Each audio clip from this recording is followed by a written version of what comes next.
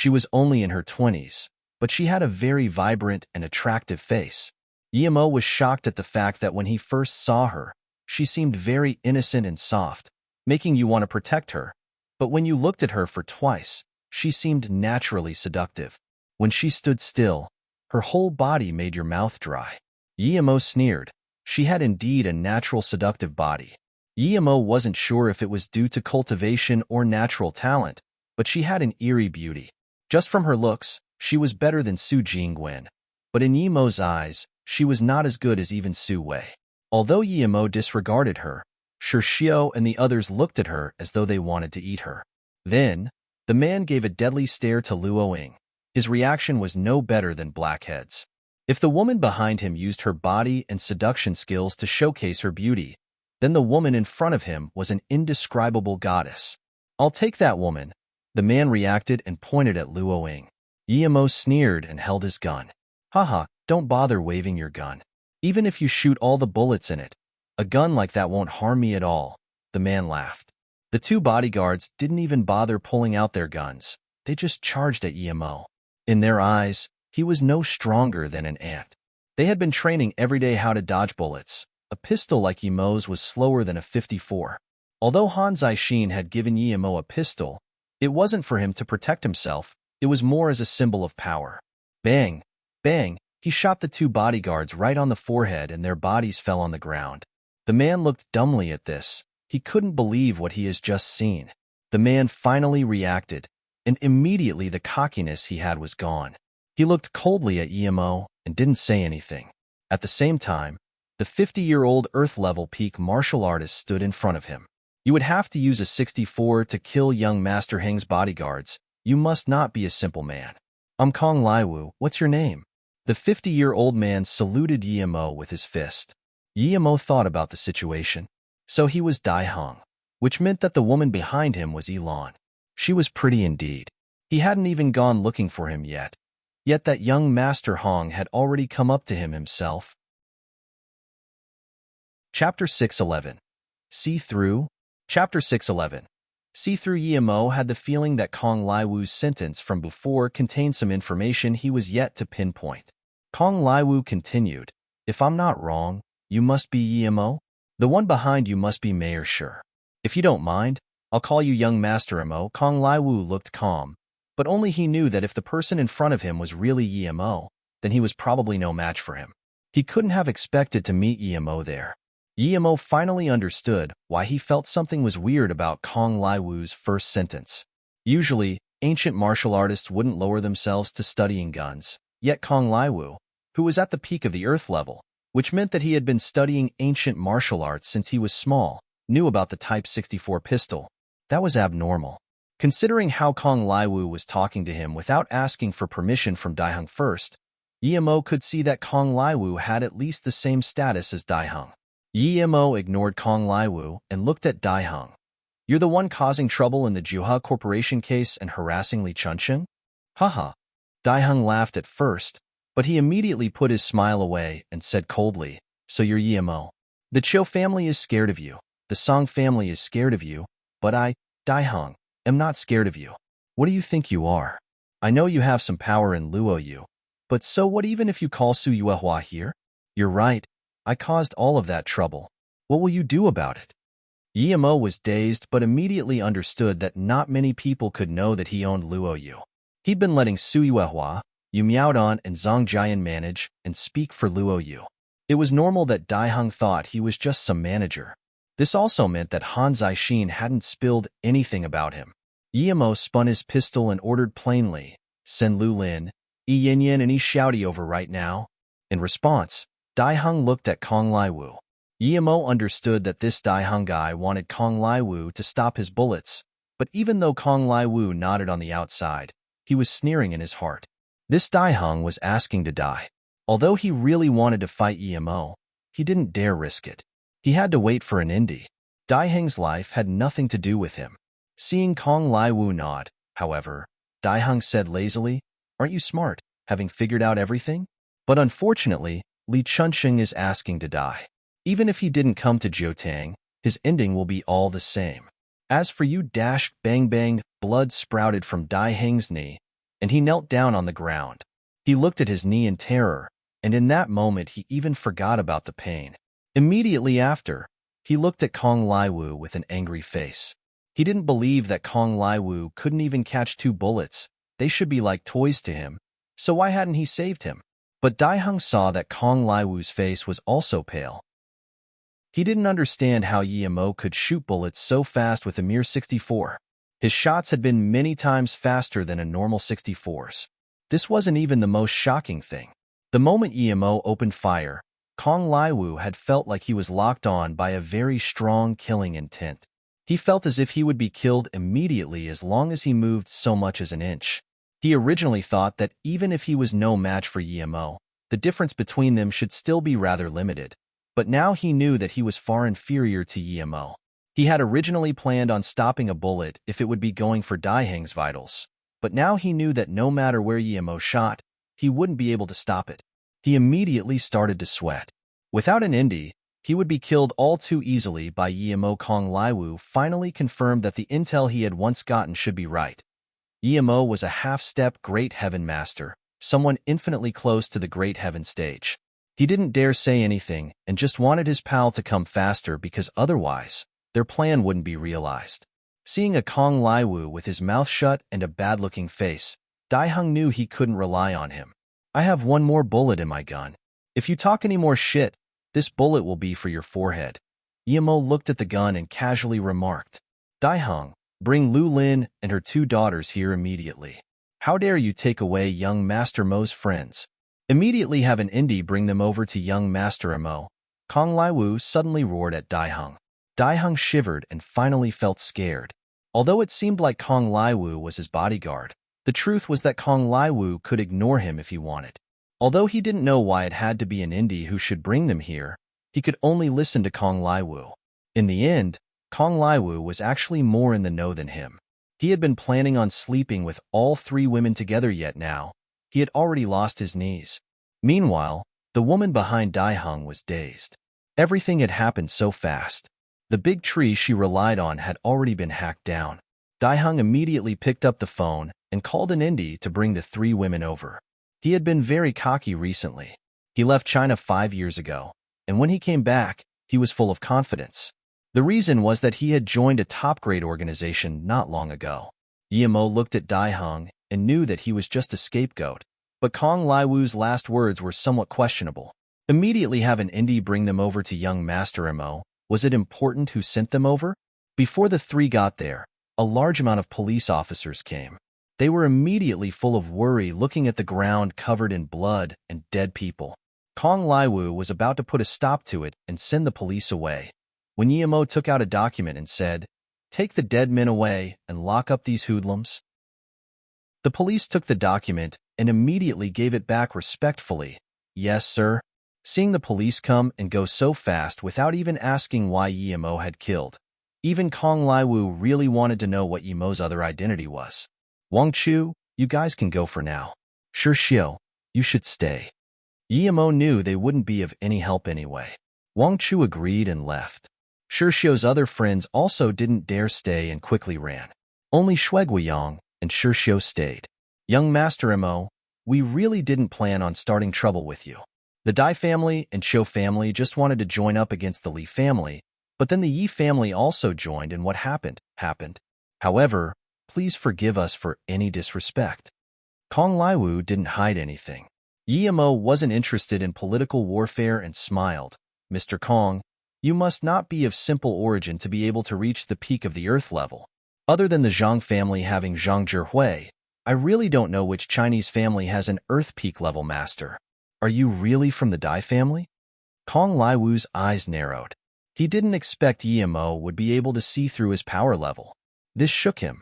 If he had fought with Yimo, then it would be understandable, but he had never so much as exchanged moves with Yimo. So how could Yimo tell? Was he already at the Great Heaven level? Before Kong Laiwu could answer, Yimo spoke in contempt once more. "You can't be from the Dai family, right? To be honest, I don't even think you're Chinese. Your way of doing things seems quite familiar. Makes me think of this organization I heard about called Northern Sand." Kong Laiwu shook, and the tea in front of him fell over. There was an insurmountable feud between Yemo and Northern Sand. So even if Yemo hadn't shot Daihung, he would have tried to find an opportunity to get an Indy to come. He really didn't know how Yemo was able to tell he was part of Northern Sand. At that moment, Yemo's spirit sense picked up on a white man of small stature walking slowly to the restaurant door. Chapter 612. Such powerful weapon. Chapter 612. Such powerful weapon. The moment he saw the white man, Yemo knew he was an Indy. Because Kong Laiwu had requested for him to come, he studied an Indy closely. The guy walked very slowly and had a strange chi wave. It wasn't his first time in contact with this type of person. Yemo immediately knew that man was a mutant. Although he didn't know what level, he wouldn't be any weaker than Peter, who he had met at Luotsang. Yemo sneered. If they wanted to do anything to him just with that guy, then they underestimated him too much. Yemo's spirit sense scanned the man's sleeve and found that there was a gun in it, smaller than an average pistol. Its design was very strange. Were they planning to use that strange weapon against him? Yemo studied the gun, but he honestly believed that firearms really didn't pose a threat to him. Even if they had nuclear weapons, it had to be able to hit him first. The most threatening weapon Yemo had ever encountered was the explosive laser bomb, but that thing cost 100 million to be made. And even though, he wasn't an idiot who would stand there and just let them blow him up. So, what could a pistol like that do to him? Still, Yemo was much more careful now. Despite not considering the pistol a threat, he still scanned it with his spirit sense. As soon as he did, he got up immediately. What's wrong?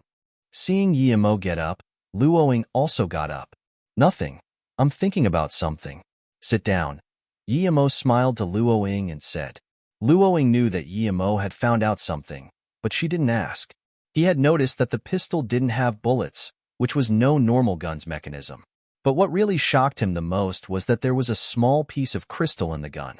This crystal was placed in a sort of circuit that he didn't understand. Furthermore, that small crystal was a piece of the extreme energy crystal. Even though Yemo didn't know how powerful that pistol was, he knew it had certainly been designed by Yixing. It could definitely threaten his life. Young Master Emo, don't worry. Lu Lin and the others haven't been mistreated at all. When Daihung saw that Yemo's expression wasn't good, he feared for his life. Yemo wasn't in the mood to talk with Daihung. His spirit sense was focused on the short white man. He rejoiced that he had spirit sense. If that gun was really powerful and he hadn't had spirit sense, he would have been at risk of dying that day, even if he had reached great heaven. The white man walked to the counter and asked for something, but he didn't come up immediately. Yemo also noticed that Lu Lin and the rest hadn't even arrived yet. At that moment, 4 people entered through door. The leading man was a tall white man and 3 women followed behind him. It was Lu Lin and the others, but they looked fatigued and despaired. Yemo was dazed. Had he made a mistake? Was the man who just entered an Indy? Was the short man who was in front of him just a passerby? Yemo shook his head and immediately refuted that idea. A passerby wouldn't carry an extreme energy stone pistol just like that. They are working together, Yemo thought. The tall white man led the 3 women into the elevator. Yemo's spirit sense scanned him. He found out that he was mutant too, and not a weak one. He also had a pistol, but it was an ordinary one. Just when Yemo was getting quite confused, the short white man also walked into the elevator with a waitress. Yemo breathed at ease. His guess was right. The 2 men didn't talk to each other, but they were on the same team. The 6 people all exited the elevator on the 6th floor. The short white man looked like he didn't mind the people in front of him at all. He talked with the waitress as he squished her ass. The 2 groups were approximately 6 meters apart. Soon, they reached room 616 and the tall white man knocked on the door. Kong Laiwu was getting up to open, but Yemo stopped him. He walked to the door and sighed. 6 meters were just enough for the short white man to reach the door when he opened it. It seemed they had already thought of a thorough plan to deal with him.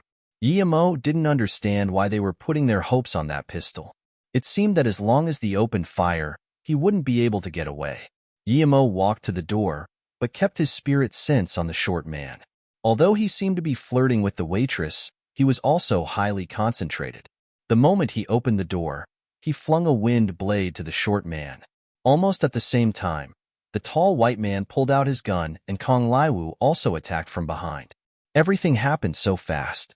Just when Yimo had thrown a wind blade, while the white man hadn't pulled out his gun yet and Kong Laiwu's fist was still half a meter from Yimo's back, a blue beam of light flashed. It pierced the tall white man's back, going through his stomach diagonally and piercing the ground a few millimeters away from Yimo's toe. Yimo noticed that the blue ray had gone through 6 floors and into the ground in an extreme high speed. So fast. But Yimo didn't have time to think. He knew Kong Laiwu's fist was about to hit him. He ignored Kong Laiwu. To him, the short white man had the biggest threat. He dashed to the short white man and grabbed his arm, which hadn't fell on the floor yet. At this moment, Kong Laiwu's fist hit the tall white man.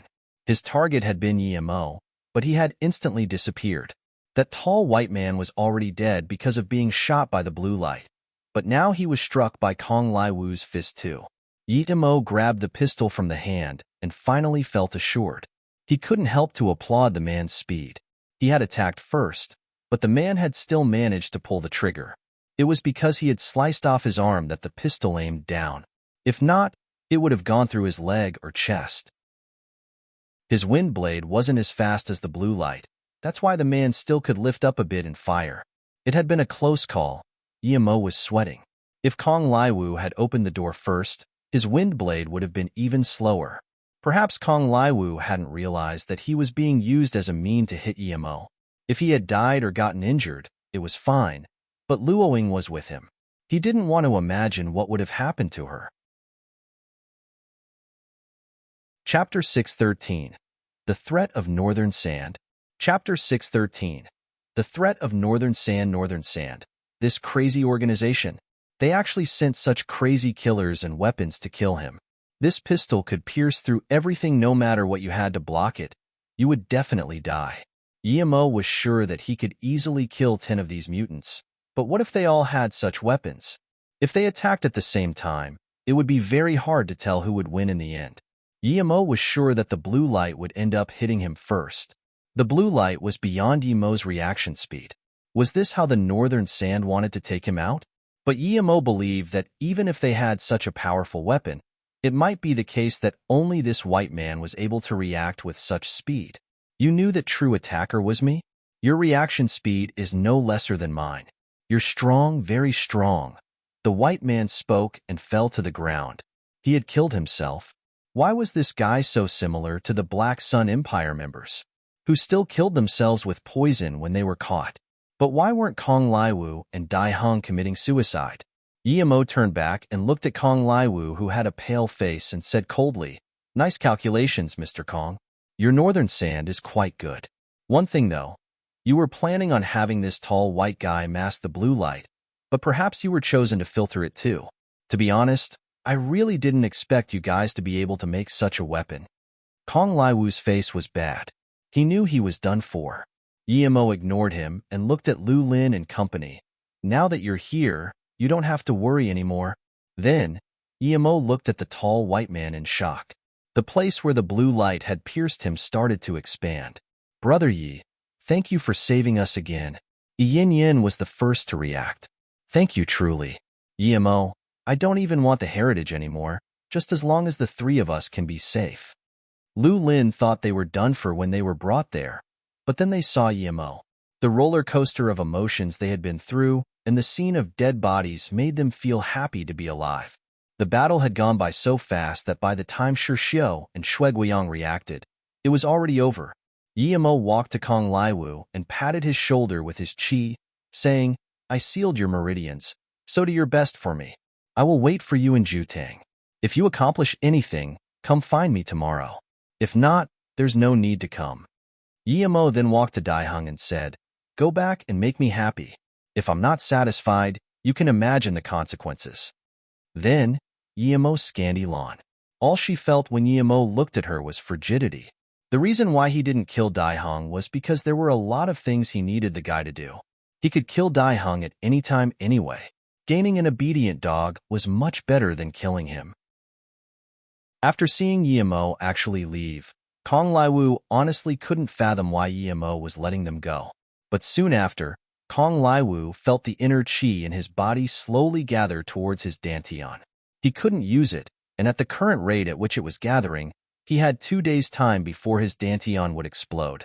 At this moment, he finally understood why Yimo had let him go. "Brother Yi, your girlfriend is really pretty." Yi Xiaodi was the first to adjust her state back to normal. "Thank you, you are also very pretty." Yimo smiled to her and then said to Lu Lin, "After Daiheng brings the money here, you guys can move to Luoyu if you don't like it here." "Huh, we can go to Luoyu? I heard the requirements for getting in are very strict. Also, why would Daiheng bring any money over?" Yin said. Yimo replied, "If he's a smart person, he will, don't worry. As for Luoyu, I'll give you guys a number you should call." Yimo, will Brother Chunqing be fine? Won't this cause problems with the Dai and Xiu family? Shirxiu asked worriedly. Yimo said, "I don't want to meddle in those fights, but Li Chunqing is my friend, so I will help him, don't worry. I believe Kong Laiwu knows what to do as well."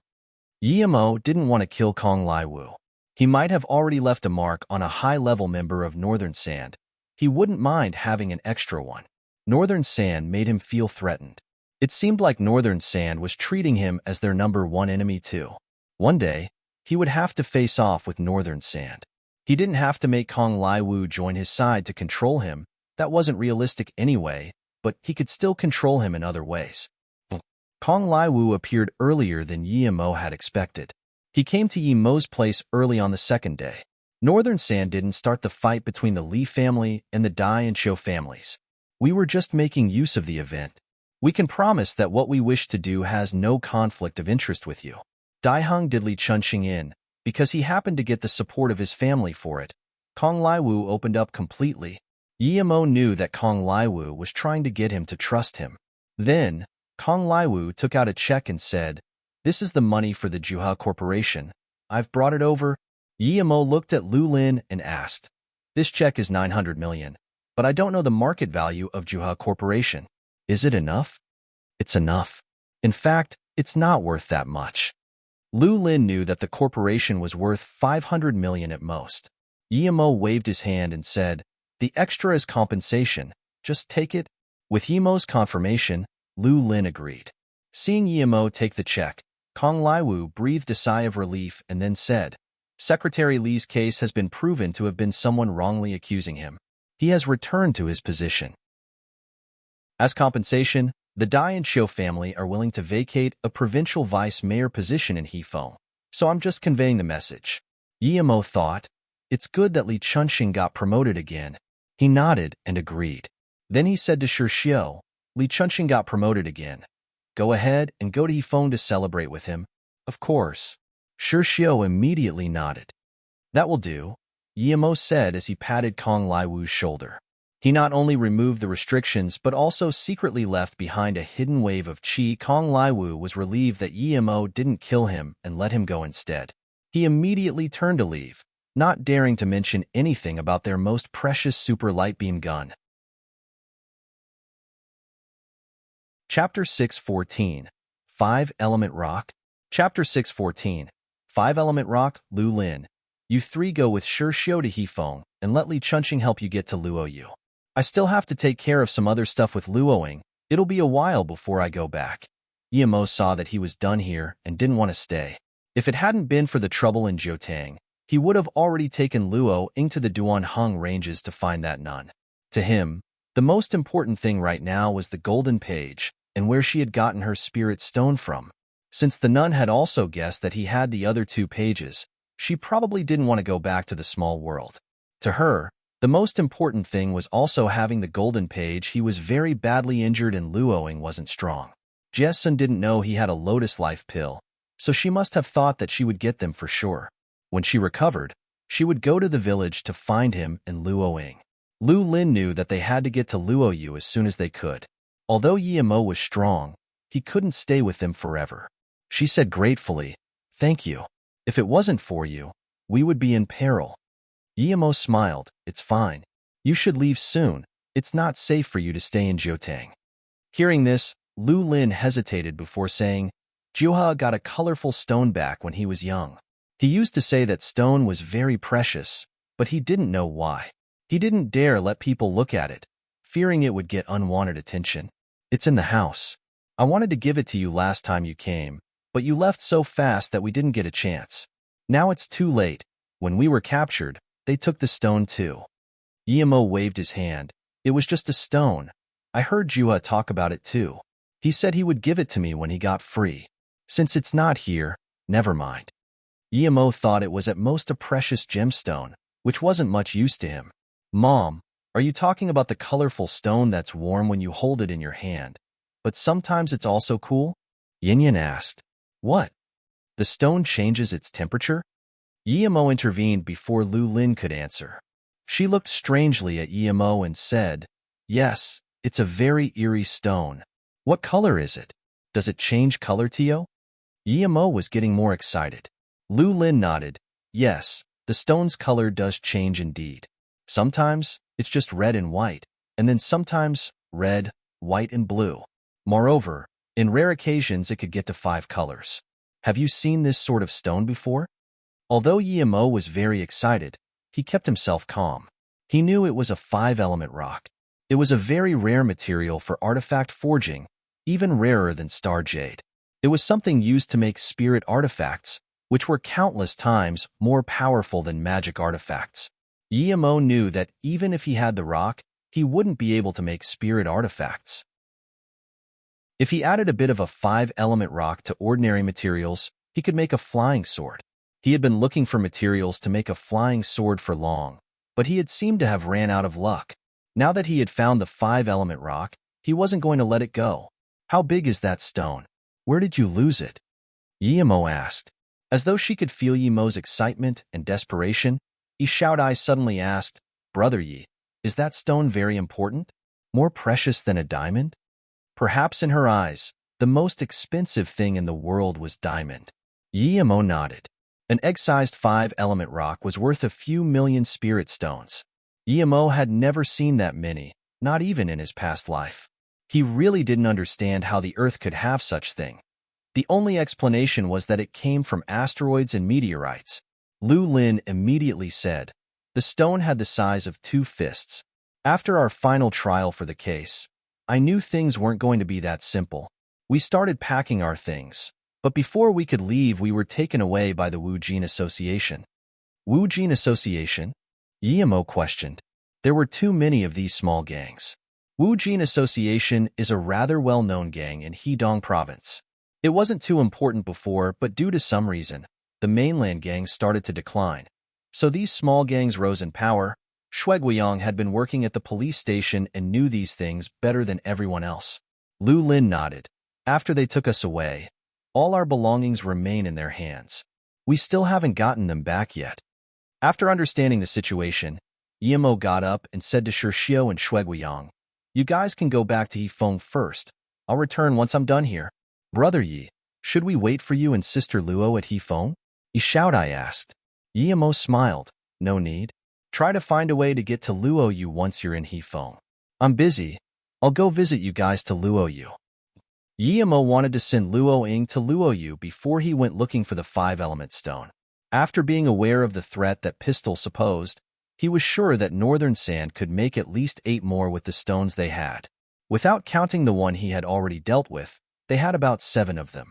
If something happened to Luo Ying, even if he reached Ascension stage, he wouldn't be able to forgive himself. Without Luo Ying, he doubted if he would have the will to continue cultivation.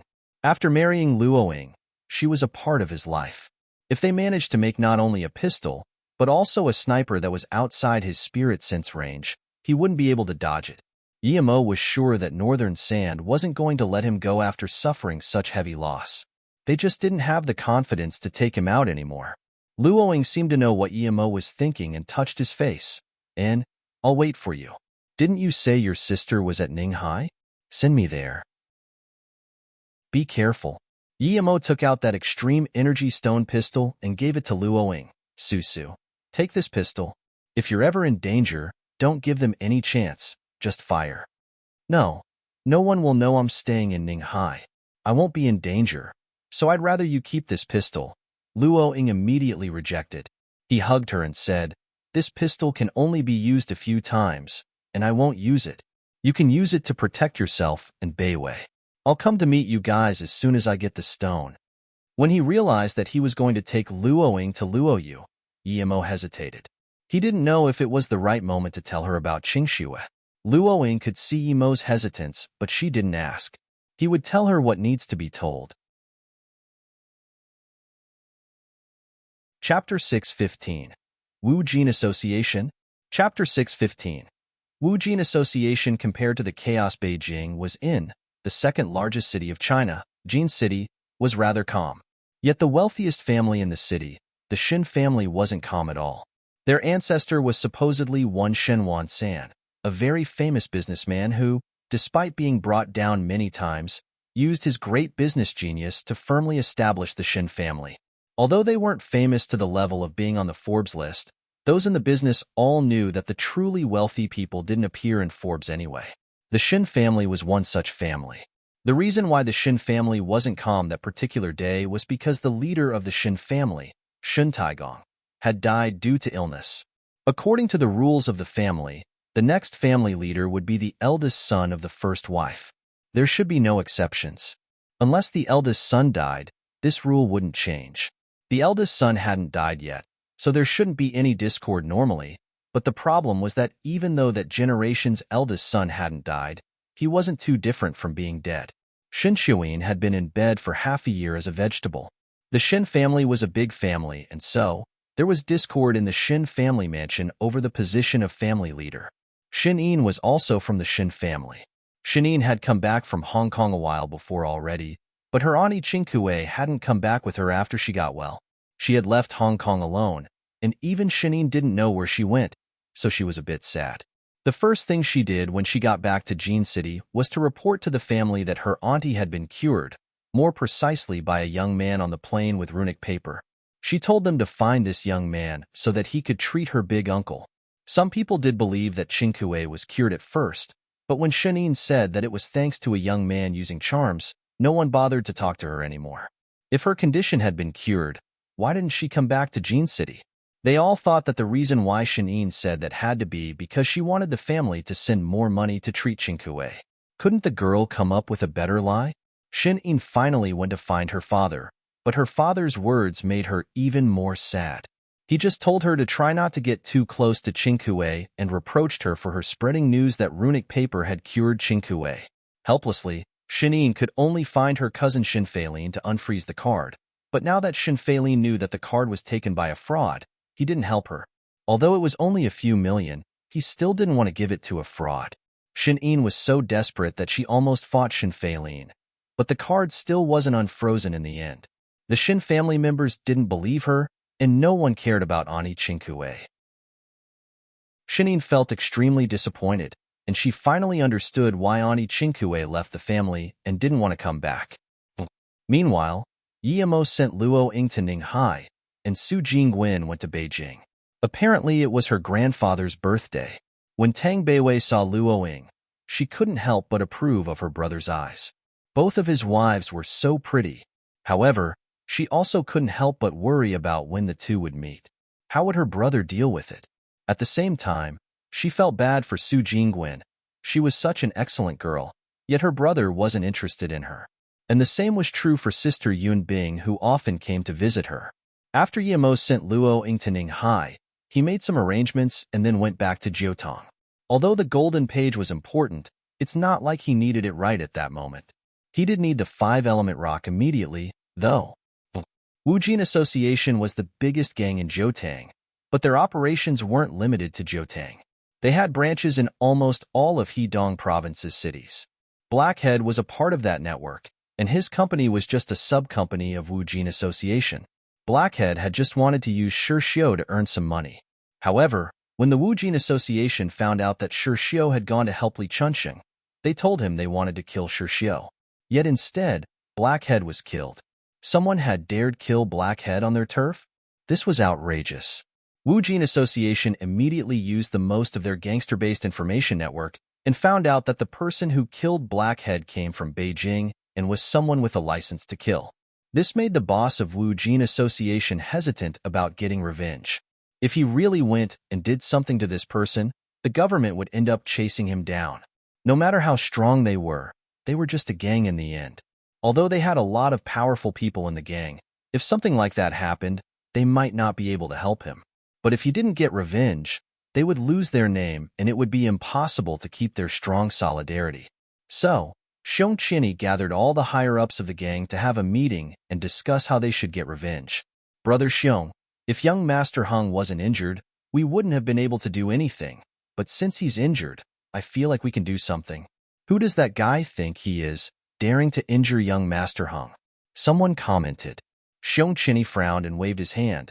We will wait a while and see how young Master Hung deals with it. That man is someone with a license to kill after all. We need to be careful.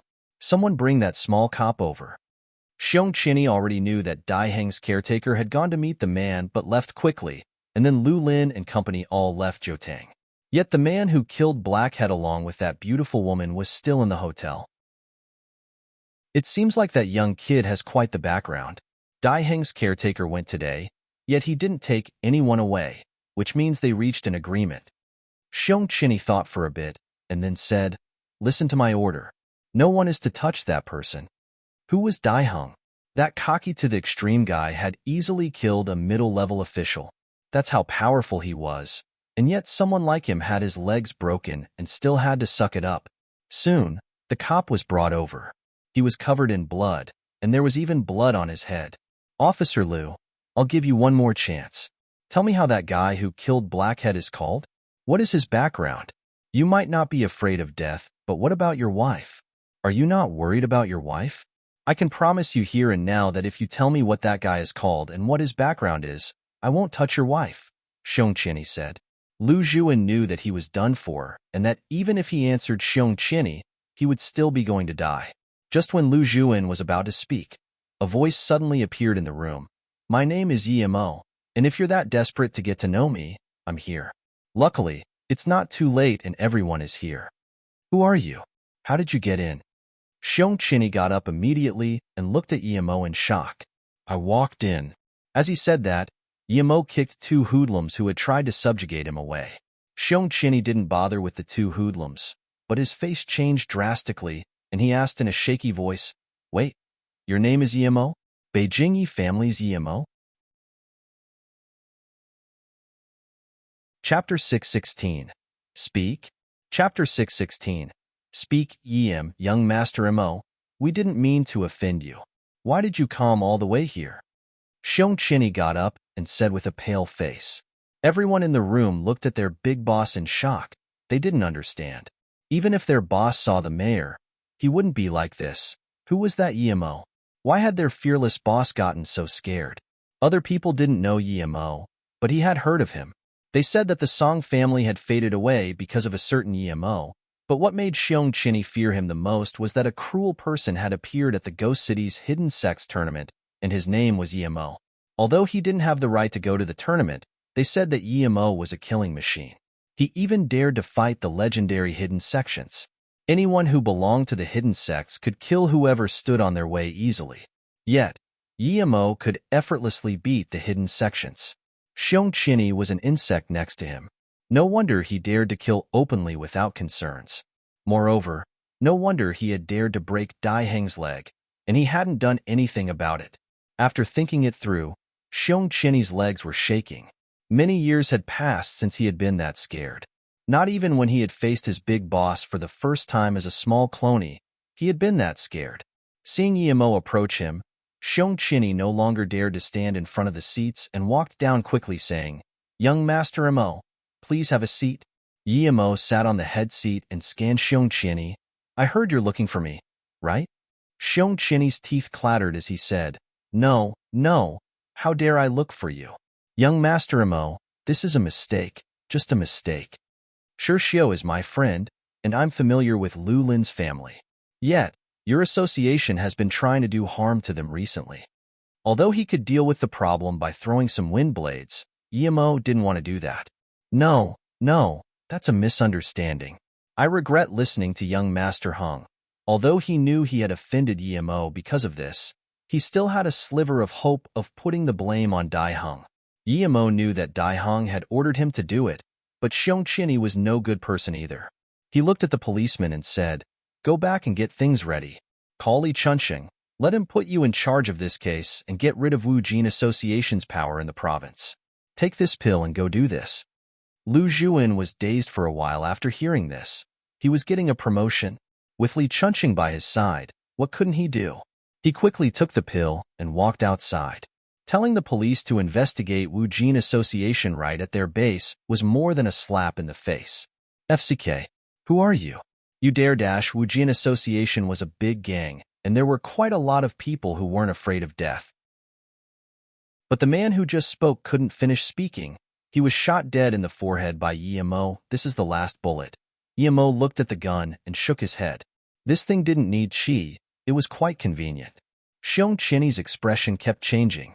He knew that Yimo was very strong, but it was too insulting. He had almost knelt down. Yet Yimo still told the police in his face to have the province committee annihilate their power. Should he keep enduring this? He had to. He knew how powerful someone who could beat the hidden sex was. F***CK, brothers. Let's go and kill this bitch. Seeing that Yimo was going to kill them all, Xiong Qinny was scared, but there were some people who weren't. The vice leader had been unhappy with his ruling for a long time. It was his chance to bring Xiong Qinny down. With his call, more than half of the 20 or so members pulled out their swords. Xiong Qinny saw his men go up, but he didn't move nor stop them. He had the slight hope that he had heard wrong about Yimo. Yimo smiled and threw some wind blades. He really wasn't interested in fighting these people. In the blink of an eye, these men were all killed. Although there weren't any dismembered bodies, Yimo's wind blades had aimed accurately into their hearts, causing a blood bath. The air had the smell of blood. From the uproar to the massacre, there had been only a few seconds, and then everything turned calm. The remaining people's faces were pale. They usually saw a lot of blood. Some had even killed before, but they'd never seen someone like Yimo, just killing tens of people a handwave. Xiong Qinny got more frightened. He didn't think someone who cultivated ancient martial arts could reach such a superhuman level. What shook him the most was how calm Yimo was when slaughtering the men. Then, scene fell into silence. Yimo didn't talk either. He saw a fat man running inside with desperation. The man pushed open the door, and before he noticed the situation, he said, "Brother Xiong, the higher-ups are sending people to investigate the Wu Jin Association." He finally realized that things weren't right. The floor was covered with dead bodies, and other than the man sitting at the top, everyone had a pale face and shaky legs. "What's going on?" The fat man stopped walking. He wanted to retreat. "Who are you? You came to notify the Wu Jin Association?" Yimo glanced at the fat man. The fat man glanced at Xiong Qinny, who was staring at the ground. He immediately knew things weren't going well. He saw the gun in Yimo's hand and didn't dare retreat. He said loudly, "I'm the police chief of Jiutang. What's going on here?" Yimo shook his head. If the fat man hadn't come, he really wouldn't have bothered going. But since he came, he didn't need to go at all. He would save some trouble for Li Chunxing, and without thinking, he threw a wind blade over. He knew that killing a police chief would bring some trouble to Li Chunxing, but the Dai and Qiu family were already concerned about Yimo. If Li Chunxing still couldn't deal with it, there was no use in him staying in the political scene. He stared at Xiong Qinny and asked, "You captured Lu Lin's family, right?" Seeing that Yimo dared to even kill a police chief, Xiong Qinny's heart went ice cold. He said shakily, "Yes, but we didn't treat them with disrespect." Yimo continued asking, "She had some things in her house. Did you take them too? Where are they?" "I don't know about this. Bao Sheng is the one responsible for these matters." Xiong Qinny looked at his number one man. Bao Sheng was usually the one abusing people, but he finally got a taste of his own medicine. The only difference was that although he was scared, his eyes kept turning. There was a colorful stone. "Where is it? Speak." When Yimo claimed the last word, he slammed the table. Chapter 6:17. Chase. Chapter 6:17. Chase. Yes, I'll speak. I threw away most things, but I did sell such a stone. Bao Sheng saw Yimo's face turn very ugly and immediately understood that Yimo was looking for that stone. He didn't dare hide anything. That stone was colorful and sometimes changed colors. "I took it to Jim Banner and the boss there. Boss Luo, bought it for 8 million. What? Xiong Qinny didn't believe his ears. Even the association itself couldn't easily earn 8 million. Yet his most loyal man had actually secretly sold that stone for that much. Xiong Qinny's face was getting worse, but he soon remembered the situation he was in. His life might be as good as over. Why would he care about his men's loyalty? Yimo got up and said coldly to Baosheng, "Take me to that gym banner right now." Then he showed Qinny a cold look. Xiong Qinny's heart quenched. He was sure he was done for. The slaughter god in front of him gave him a look right before leaving. This meant he was going to die for sure. Thinking like that, Xiong Qinny took out a dagger and quickly cut 2 of his own fingers off. He originally wanted to cut off his whole wrist, but in the end couldn't do it. Yimo spoke calmly. When that cop brings people to disassemble Wujin Association, you know what to do. If you don't want to cooperate, you can try and run, but I don't think you can run faster than Qinlong too. Young Master Imo, I wouldn't dare to. I will wait for Officer Lu to come, and I will cooperate with him to pull out Wujin Association from its roots. Xiong Qinny's face was pale because of the pain, but he didn't dare say no to Yimo. He knew that Yimo wasn't killing him only because he wanted him to help completely take out Wujin Association. Concerning Qinlong too, he had indeed heard that he had also died in Yimo's hands. Compared to Qinlong too, Xiong Qinny was worth less than his nail. As for Baosheng, he was very devious and had killed many people. Before joining Wujin Association, he once raped and killed 2 university girls. Yet even though he had no significant background or money, he was still fine. From this, one could see the level of his cunning. Compared to Xiong Qinny, Baosheng was far better at scheming. In fact, ever since Baosheng joined Wujin Association, he had constantly been thinking about replacing Xiong Qinny. So after bringing Yimo to Gem Banner, he was thinking of how to escape. Should he cut his fingers like Xiong Qinny or something? As Baosheng brought Yimo to the door, Yimo stopped and looked at the confused Baosheng. "You've killed quite a lot, right?" Baosheng didn't expect Yimo to ask him such an irrelevant question. No dash, his first reaction was to deny. "You can stay here and guard the door," Yimo said. But then he soon threw a backhanded wind blade before leaving. Baosheng clutched his throat and was in disbelief. Why did Yimo kill him at that time? Didn't he just want him to show him the way? Baosheng was unsatisfied, but he suddenly came to understand something as he fell over. Yimo had wanted to give him hope and then kill him immediately after. Yimo had wanted to torture him. A gust of hatred rose in his soul, and he cursed, Even in death I will make sure you don't live well." Yimo knew that since this gem banner place had spent a few million to buy the stone, they knew the stone's worth. He might not be able to buy it back with money, but if he couldn't, he would just have to steal it. But he couldn't let Gem Banner know who he was. If they knew something about him that would make them suspect him, and they had his photo, that would be embarrassing. Before he entered Gem Banner, Yimo disguised himself as an ugly, bearded man. He even fabricated a knife scar on his face. He chose such a look to appear more threatening. Gem Banner was China's biggest organization for trading jade and antiques, and they had shops all over the world, so Yimo found it really quickly. "Is Boss Luo here?" Yimo asked while scanning the shop with his spirit sense.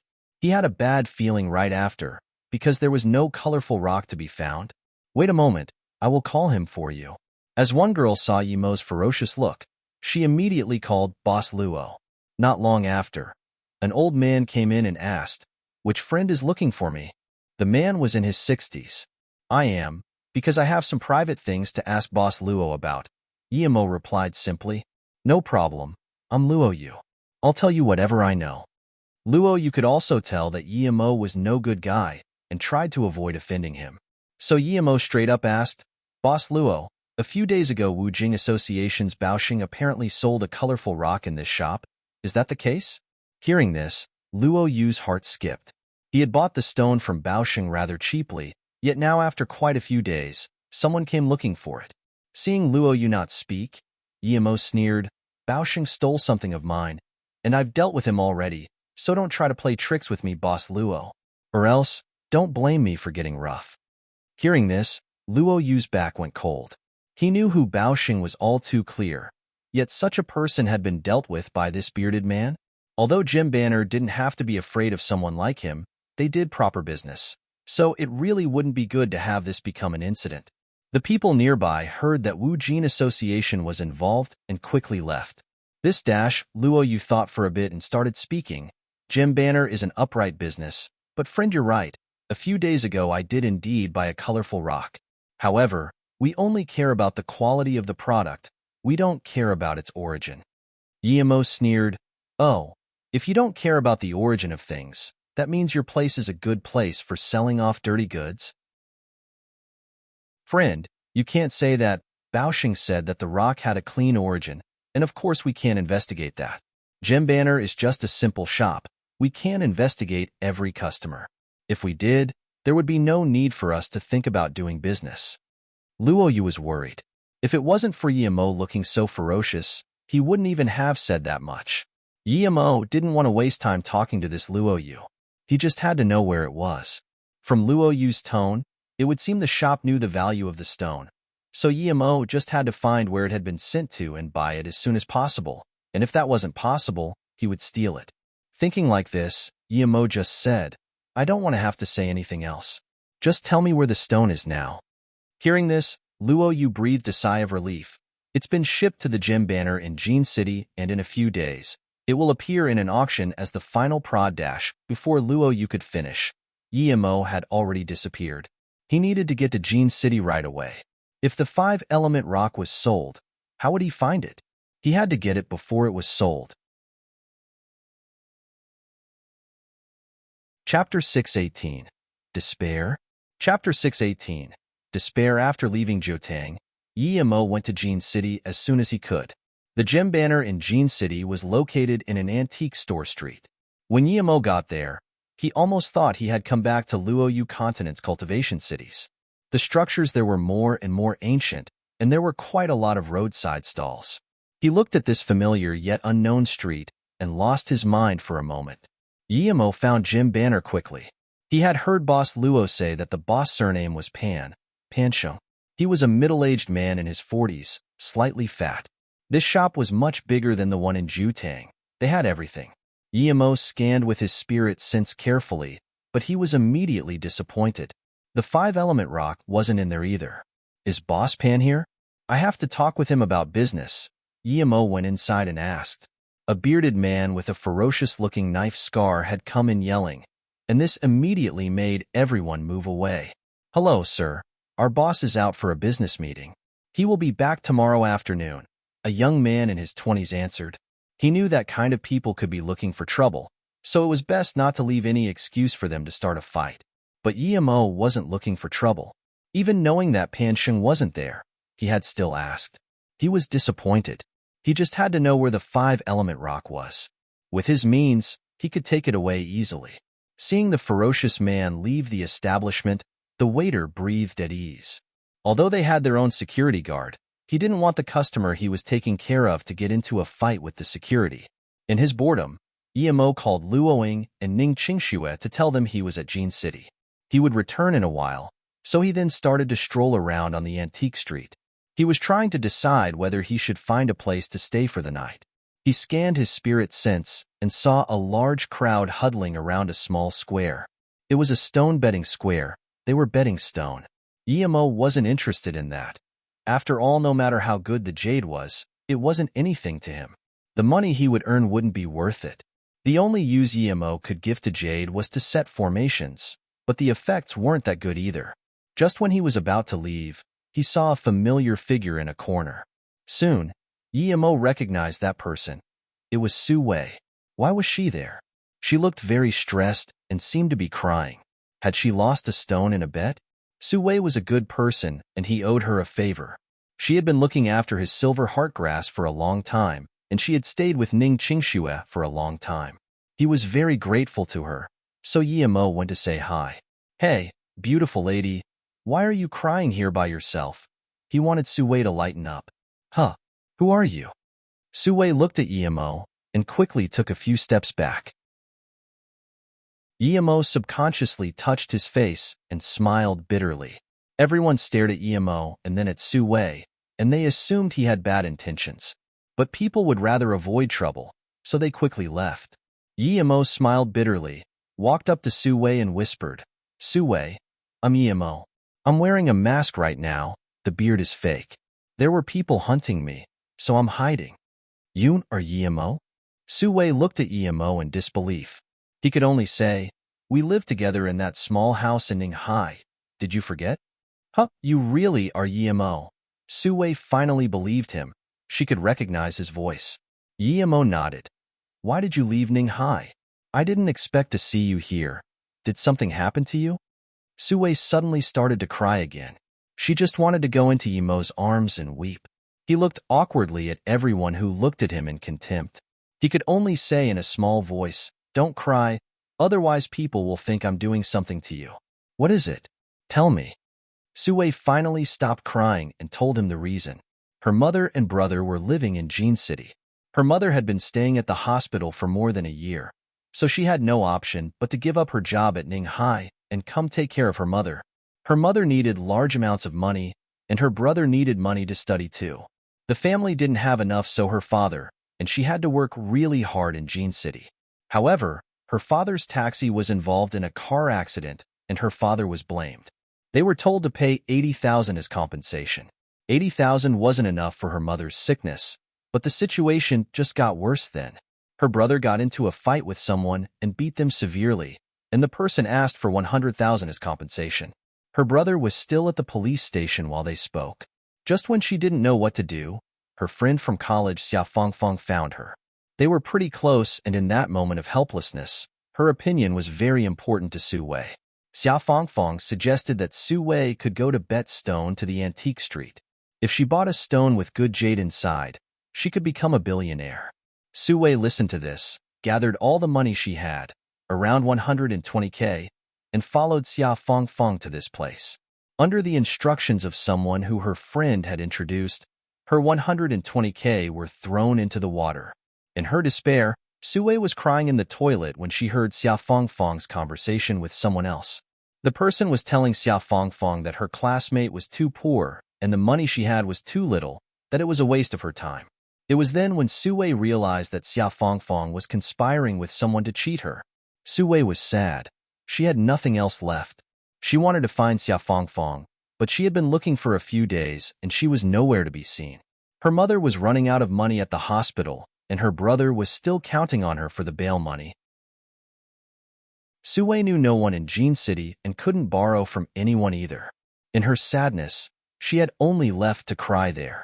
Yemo heard this and shook his head. She could even scam her friend. What else was she capable of doing?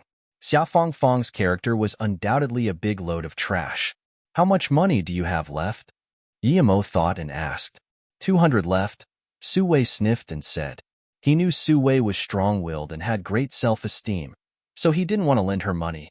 It would put a lot of pressure on her. Sue, if you trust me, take your 200 and come bet stone with me. Yemo smiled. He felt it wasn't easy to make that sullen girl go back to her happy self. Sue was the first person he had known here. She looked at him and said, Yemo, I only have 200. How could I bet? Yemo smiled. 200 means that there are 200 ways of betting. Follow me. Yemo took Sue into the crowd. He scanned their surroundings. The cheapest was $500, but they were all empty. Chapter 619. Betting on Garbage. Chapter 619. Betting on Garbage. Yemo took Sue to a middle-aged man sitting on some rocks. Looking at his gambling addict look, Yemo was speechless. No matter how rich you were, if you didn't know how to bet on these rocks, you would lose everything. Betting rocks was very exciting, but also very brutally realistic.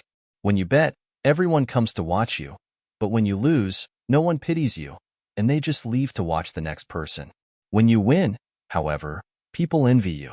In fact, perhaps those people who bet rocks enjoy those envious and shocking looks the most. Yemo walked over and patted the man's shoulder. Friend, are these pebbles yours? Can you sell one to me? The man looked at Yemo in confusion. These are waste rocks that I opened up. Why do you want them? If you want one, just take it. Thank you, but I don't like taking people's things for free. How about this? I'll buy one for $200. Then, Yemo signaled Su Wei to give her last 200 to this man. In the eyes of this man, $200 wasn't even something he would bother picking up from the ground, but he understood that betting rocks always needed to involve an exchange. He didn't think much of it and nodded. Then, he stood up. All right, I must try one last time. If I still lose, then I'll stop today. Yemo picked up a pebble, which he had scanned before. There was some green jade inside, but it was small, and thus the man didn't find it. This sort of thing probably happened often. Unless you had spirit sense, you would never be able to find out. Seeing Yemo buy a pebble for $200, everyone shook their head. If it wasn't for the fact that that middle-aged man was so well off, people would have thought that Yemo was conspiring with that middle-aged man to trick Su Wei. Su Wei looked at Yemo's stone worriedly. Yemo, is this stone useful? Of course, open it. Yemo took the stone to the place meant for opening stones. Who can help me open this stone? Yemo said, and everyone just looked at him. No one wanted to reply. Who would want to open a useless rock? There were certain customs to the gambling, one of which said that if you opened a rock and it contained jade, it made you lucky. However, Yemo looked ferocious and didn't seem like a good person. What if he blamed the stone being empty on you? Brother, you don't need to open this stone. There's nothing inside for sure. I, on the other hand, found a top grade, or this time for sure. It's black on the outside. There must be something good inside. I just found it. Watch me open it later, the middle-aged man said. Yemo looked at the stone he was pointing at and knew it was an empty one again. He pointed at a fresh-looking rock and said, "You might as well buy that one. There's something inside there. The one you're pointing at is empty, and the other one is much cheaper too, being only 100K. The middle-aged man had helped him, so he helped him back. But as soon as Yemo said this, there was ridicule all around. Even Su Wei pulled Yemo back a bit. Brother, are you okay? That one doesn't even have a shell. It's clearly a new rock. If it wasn't that it's so big, it wouldn't even be able to sell for 100K. Brother, you're even worse than me in looking at rocks. The middle-aged man shook his head. Yemo smiled and didn't say anything else. He took out the $200 pebble and asked, "Who can help me open this? I will pay you $500. I'll do it, as long as you keep your word." A shabby-looking man walked over. No one was surprised when this man came out. Everyone there knew that he was called Huaduokai. He was someone who opened rocks, but since he had never opened a rock with jade for anyone, he was clearly very shabby. Even the boss didn't want to really use him for opening rocks. There was a rule in the business that if you opened a rock and found jade, as the person who opened it, you would get a tip. Yemo didn't care about the man's supposed lack of luck, but in order to definitely grasp this opportunity, Huaduokai actually said, "Don't worry, my technique is top grade." Okay, open it then. No need to ask me anything until you get all the jade out, Yemo said. Huaduokai took the rock from Yemo's hand and immediately began to work, fearing that Yemo would regret. Huaduokai didn't fully realize what Yemo's words implied, but everyone else did. This knife scar guy was pretty cruel, wasn't he? He was implying that Huaduokai had to keep opening up the rock until there was jade. But what if there was no jade? Some people wanted to remind Huaduokai, but looking at Yemo's ferocious look, they didn't want to get into trouble. Yemo, I don't have $500. Su Wei pulled Yemo to the side. Don't worry, you don't need to.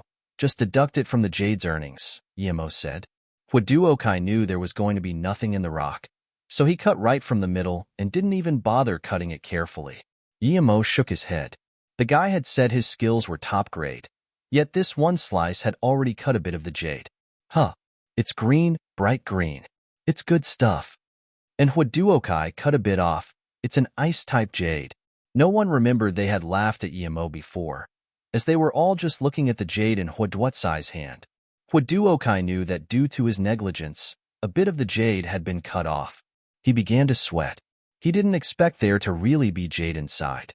What if the man asked him for compensation? Hurry up and cut it all out. If this happens again, I'll let someone else do it. Yemo saw that Huaduokai was dazed, so he reproached him. Yes, boss, this won't happen again. Then, he began to carefully take out the jade.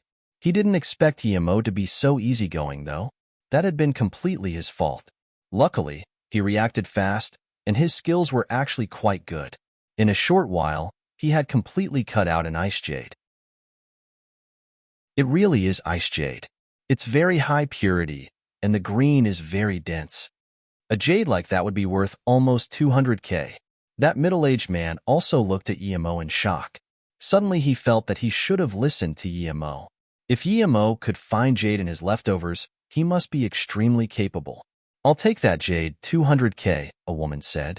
This was a woman in her early 30s, and she looked not bad, mainly because she knew how to dress well. She looked very seductive, but in a high-class way. She also had a bodyguard by her side. Emo frowned. He didn't like the smell of the woman. It was all chemical perfume. He didn't like that. He preferred the natural smell from Luoying and Ningqingxue. 200K? Su Wei was stunned. She had made 200K from $200. This was too easy. Emo didn't know the worth of this jade and thought it should only be worth that much. So he tossed it to the woman. It's yours. Cash or check will do. The woman had seen Emo frown and thought he wasn't happy with the price. But just when she wanted to say something, Emo tossed the jade to her as though not even caring if it would break on the ground. Chapter 620. One last. Chapter 620. One last. Emo, let's go. I already have 200K. I think I can bail my brother out of jail with this. Su Wei didn't want to waste the money there. Emo waved his hand. Wait, this is just the beginning. We need to keep going and buy some more expensive ones. Su Wei hadn't realized that Emo might be unsatisfied with just that. Brother, you probably want the rock you suggested me. Now, even the middle-aged man looked differently at Emo. Emo smiled and shook his head. That one isn't up to my standards. The man was at a loss for words. He had suggested him something that wasn't up to his own standard. Emo patted him and smiled. Don't worry. I'm simply saying that the jade inside is worth at most 1 or 2 million. That's not enough for me. Huh. Everyone was dazed this time. He could get 1 or 2 million for 100K, but he still didn't think it was enough. Who did that guy think he was? If he hadn't found jade and discarded rocks, people would be looking down on him again. The woman heard Emo's words and rolled her eyes. She suddenly said, since Big Brother isn't satisfied with such a small amount of money, I'll take that rock. Then, she signaled the man next to her, who looked like her bodyguard, to buy the rock. Emo's impression of the woman changed. She hadn't assumed he was bluffing like everyone else and bought the one he suggested. She wasn't a simple person. Although 100K wasn't much, it was still money, but she actually spent it just because of a stranger's words. She had brains. A few other people were also interested in buying it, but they weren't as fast as the woman and also feared that Emo was a fraud. Emo then said to Huaduokai, follow me. I still have more jade for you to open. Yes, boss. Huaduokai could also tell that Emo was someone who was truly capable. Looking around, Emo was speechless. Although there were a lot of rocks there, not many contained jade, and much less good quality jade. He pointed at a 200K piece of rock and said, this one has the best jade for the price of 200K. He bought it quickly and the rock was in Hua Duotsai's hand again. The middle-aged man lost again. So he started to believe in Emo's words, and he stopped buying rocks. He decided to follow Emo instead. Many people started to look favorably at Emo, and all circulated around him. The woman was also watching them. Emo saw that Huaduokai was cutting it very carefully, so he just drew a line and told him to cut from there. Huaduokai followed Emo's words without hesitation, and he sliced right where Emo was pointing. A bright and eye-catching green was exposed to everyone's eyes. Yellow-green. That's at least a few millions. When it came out, everyone yelled out in shock. 5 million. I'll take it. People immediately started naming prices. Although the full price might not just be that, Emo didn't want to keep wasting time. Just when he was about to sell it, the woman said, I'll pay 8 million. Deal. Emo immediately told Su Wei to give her bank details to the woman. The woman was straightforward and transferred the money immediately. Su Wei was in a daze. She had suddenly gotten 8 million. But Emo pulled her away. Are we leaving? Su Wei asked. Emo smiled. There's one more. After this we'll leave. Emo looked at a huge rock on the left side. It was the size of a tall man. Its price was 6 million. While Yemo was buying this stone, the woman completely opened the rock Yemo had sold her. She had hit the jackpot. It was at least a few million. Moreover, the one Yemo had given her before had also been opened. It was a jade fetus worth almost 2 million. Everyone gasped for air. Who was that bearded man? How was he that powerful? He had a 100% success rate. Everyone was paying attention to the rock he had bought for 6 million. Also, that young woman had become the second person who had earned the most that day. Sue had calmed down a bit, but her heart was still skipping fast. The stone Yemo had bought had been there for almost a year, but because it was too expensive, the boss had lowered it from 10 million to 8 million. Still, no one wanted it, so they lowered the price to 6 million. Finally, someone bought it this time, and it was a legendary rock gambler. More and more people gathered in the square. Among them, there were many wealthy men and bosses. They had all heard that there was a legendary happening taking place there. A bearded man had taken a simply dressed girl to bet, and they hadn't lost once. They started with $200, and now their earnings were worth more than 10 millions now. Everyone was waiting to see if the rock contained jade. Everyone wanted to see if the legend would be even more incredible. Huaduokai was also shaking. He had never received that much attention. After this, even if he didn't get paid, there would be a lot of people asking him to open rocks. Under Yemo's guidance, Huaduokai cut the rock in the middle. The crowd was in a frenzy. It was as though the jade was theirs. There was a large piece of green where Huaduokai had cut open. The green was very pleasant to the eye. People had never seen such a luscious green before. It was almost crystal clear. One cut. It had been just one cut, and there it was, a large pack of green. There was no **T, no rubbing. The cut was incredibly clean. It was impossible for Huaduokai to not have become famous. My God, is that emerald? If it's emerald, how much is this big piece worth? But Yemo knew there wasn't much left underneath. He decided not to continue. If he sold it now, he could save money and get a good price. The woman looked at the emerald and gasped. She wanted to buy it, but she knew she didn't have enough money. Due to a limited resource of emerald lately, her finances were in a difficult situation. However, she believed that her business could open up soon with that bearded man's help. Friend, I'll take it for 50 million. A man who had just gotten there named a price without thinking. Boss Sheng, you're taking for yourself such a good thing. I don't think that's appropriate. Another fat man squeezed through the crowd. Okay, old Pan, let's buy it half-half. Although he wanted it all for himself, that thing was too rare, and everyone who was in the same industry there knew each other. He couldn't overstep the boundaries. Chapter 621. Fighting to be friends. Chapter 621. Fighting to be friends, 60 million. If you agree, it's yours. Oh, and give a 100K check to Huaduokai, Yemo said. Although the jade would be getting thinner as the rock was opened, it would still be worth around 70 to 80 million. He just didn't want to waste time. Huaduokai was dazed. He only cut a few slices and got 100K. This was too simple. Deal. Once again, money was added to Su Wei's bank account, and this time it was 60 million. When Yemo pulled Su Wei out from the crowd, Su Wei finally reacted and wanted to give her card to Yemo. Yemo had earned that money. She couldn't take it.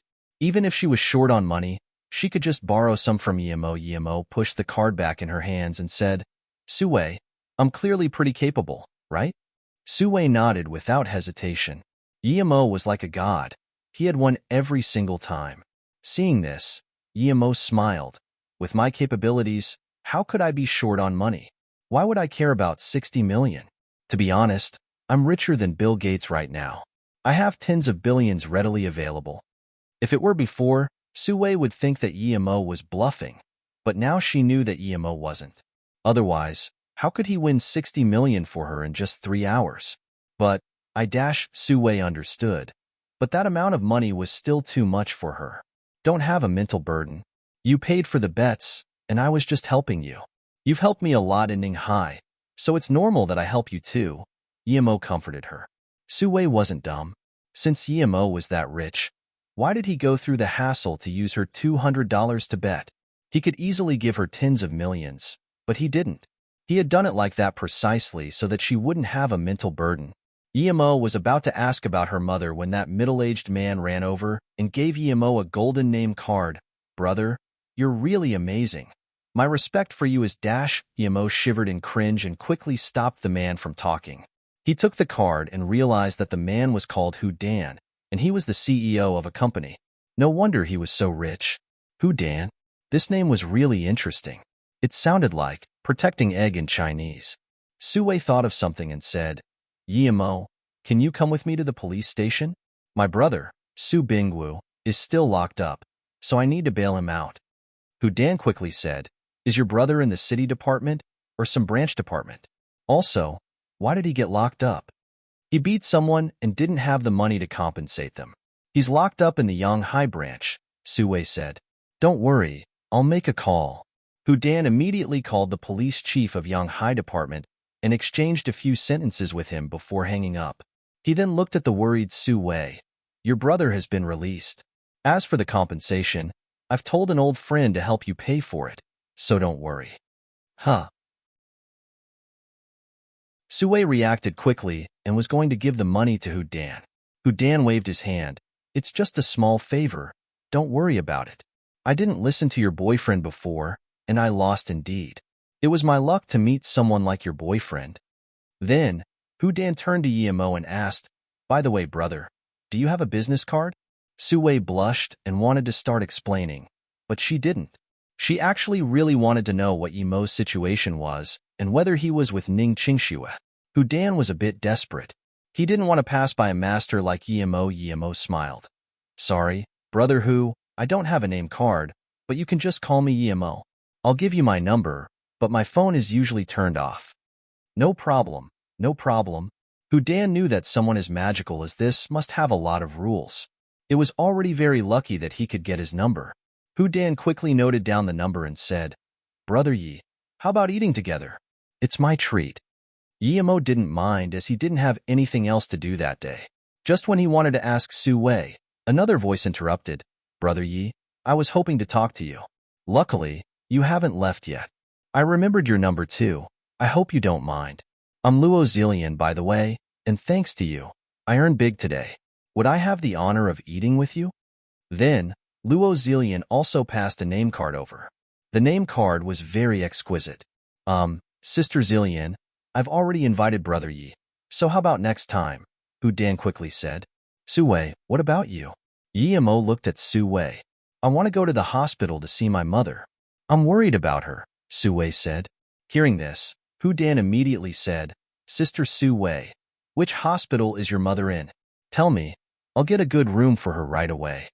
"Yanghai District's Konghai Hospital," Su Wei answered subconsciously. "Brother Hu, no need for you to call. I will take care of it. My uncle is the vice director of that hospital." Luo Zillion finally had the chance to show herself. How could she let Hu Dan take it? Thus, she quickly called before Hu Dan could even reply. After she spoke a few words, Su Wei's mother was sent to the VIP room. "How about this? Brother Hu, you arrange a place and go there first, while I'll go with Su Wei to see her mother in the hospital first and then come later." Yemo knew that Su Wei wouldn't feel assured without seeing her mother first. "Okay, I'll wait for you in Tongwang restaurant." Hu Dan arranged the place before Luo Zillion this time. Luo Zillion rolled her eyes and could only ask for Su Wei's number. Hu Dan couldn't do this, though, because if Su Wei was Yemo's girlfriend, that would be inappropriate. Yemo knew that Luo Zillion was no simple person. She had come over later not because she found him only then, but because she was making her bodyguard warn those hoodlums who wanted to follow Yemo. This Luo Zillion clearly had no simple origin, so those hoodlums didn't dare say anything and left. After the two left and fetched a taxi, Su Wei fell into silence and said, "Yemo, thank you for today." Yemo smiled. "I already said you don't need to be like that. I feel relieved that I saw you today. I said I would treat you to dinner in the past, but never had the chance to." Su Wei suddenly felt lightened up and smiled. "Then how about I treat you tomorrow? Like that you will owe me twice, and I will feel a sense of accomplishment that way." Yemo smiled. "If nothing sudden happens, I will be leaving Jean City tomorrow." Do you miss Sister Qingxue? Su Wei suddenly asked. Yimo nodded. Yes, very. So I want to go back. Seeing Su Wei fall into silence, Yimo said, I'll go see your mother soon. I can cure most normal diseases. You do? Su Wei looked at Yimo in shock. Yimo nodded. Yes, that time when I was taking a shift for you. I cured an old man named Zhua. You've heard about that, right? What? That magical doctor was you? Back then, a magical doctor cured a patient in a lethal condition but was never found again. So that was Yimo. Su Wei got excited. If that had really been Yimo, then her mother would be cured. Of course it was me. Yimo thought of what he had done for mere tens of thousands of dollars and sighed. Stop the car. Su Wei suddenly told the driver to stop and charged out. Su Wei walked up to a bloodied youth, which Yimo guessed had to be her brother. Wasn't he just released? Why was he fighting again? Yimo left behind $100 and quickly followed.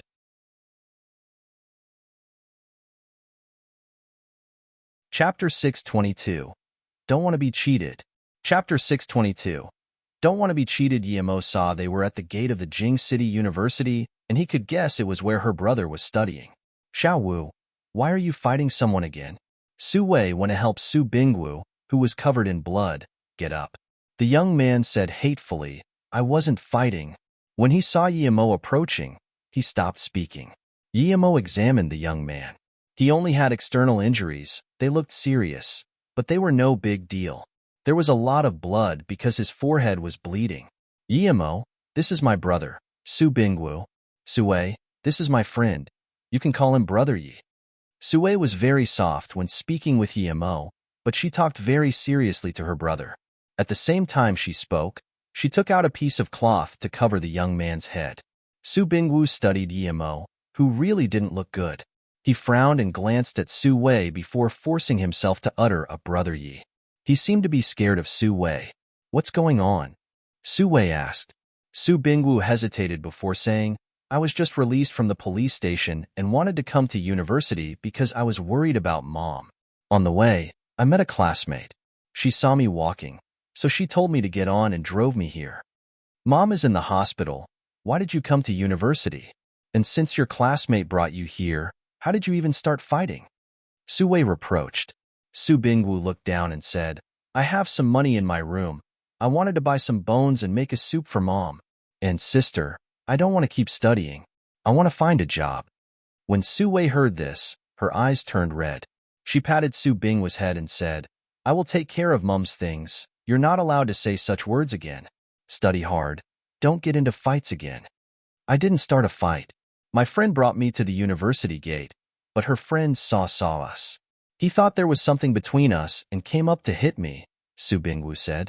Su Wei's face turned red of anger. These people are so shameless.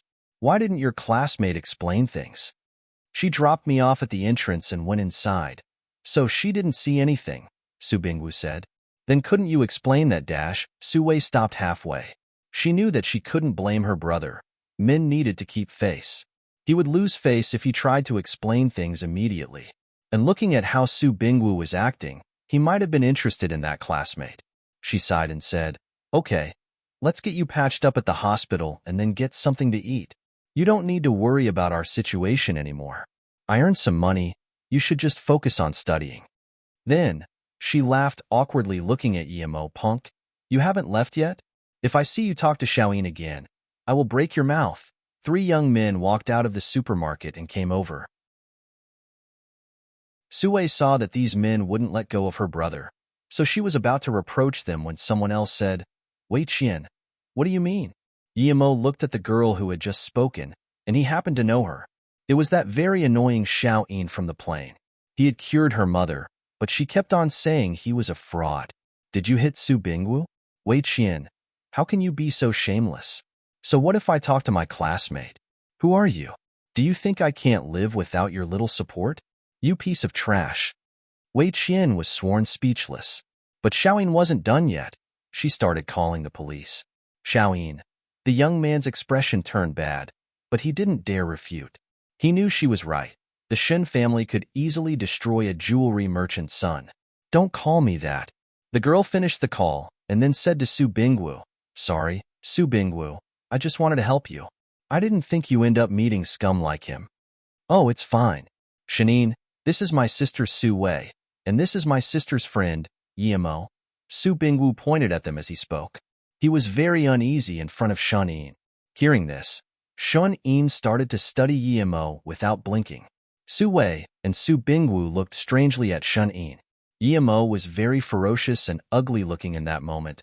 How could Shanine be so interested in Yimo? Su Bingwu felt a bit bitter. He was much better than Yimo in terms of age and looks. Why had Shanine noticed Yimo as soon as she saw him? Are you really called Yimo? Shanine suddenly asked after having studied him for a while. She looked at Yimo's eyes, and then she suddenly seemed surprised and joyful. He realized that she must have recognized him, but she just wasn't too sure due to the difference in appearance. Although he didn't have a good impression of her, Yimo still nodded but didn't say anything. Shun Yin's eyes made Su Wei feel uncomfortable. It was as though she was trying to take off Yimo's clothes and see through him. Yimo, Xiao Wu, let's go. I still need to go to the hospital to see my mom, Su Wei said. Su Bingwu suddenly said, Sister, how is mom doing? I was so worried. Seeing her brother's desperate eyes, she could only say, Xiao Wu, don't worry. Mom will be out of the hospital soon. Brother Yi will treat mom. His medical skills are very good. Oh, so Brother Yi is a doctor. Su Bingwu breathed at ease. He had thought his sister had had no choice but to find a sugar daddy. Hearing this, Shen Yin's eyes brightened up.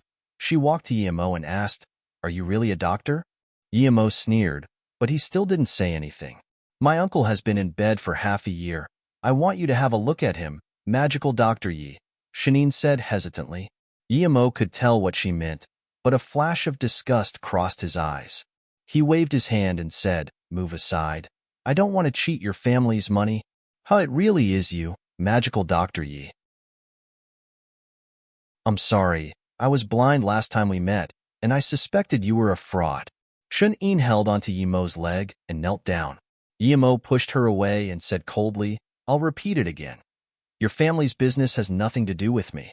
I won't help, no matter what you say. I don't need such a small amount of money from your family, and you wouldn't even be able to pay the medical bills. Everyone was shocked. They all knew that Shanine was from the Shin family, and no one would dare abuse the Shin family's people in Jin City.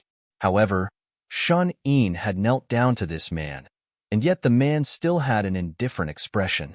What shocked them the most was that the bearded man had said the Shin family couldn't pay for the medical bills. If the Shin family's was little money, then no one in the entire city was rich.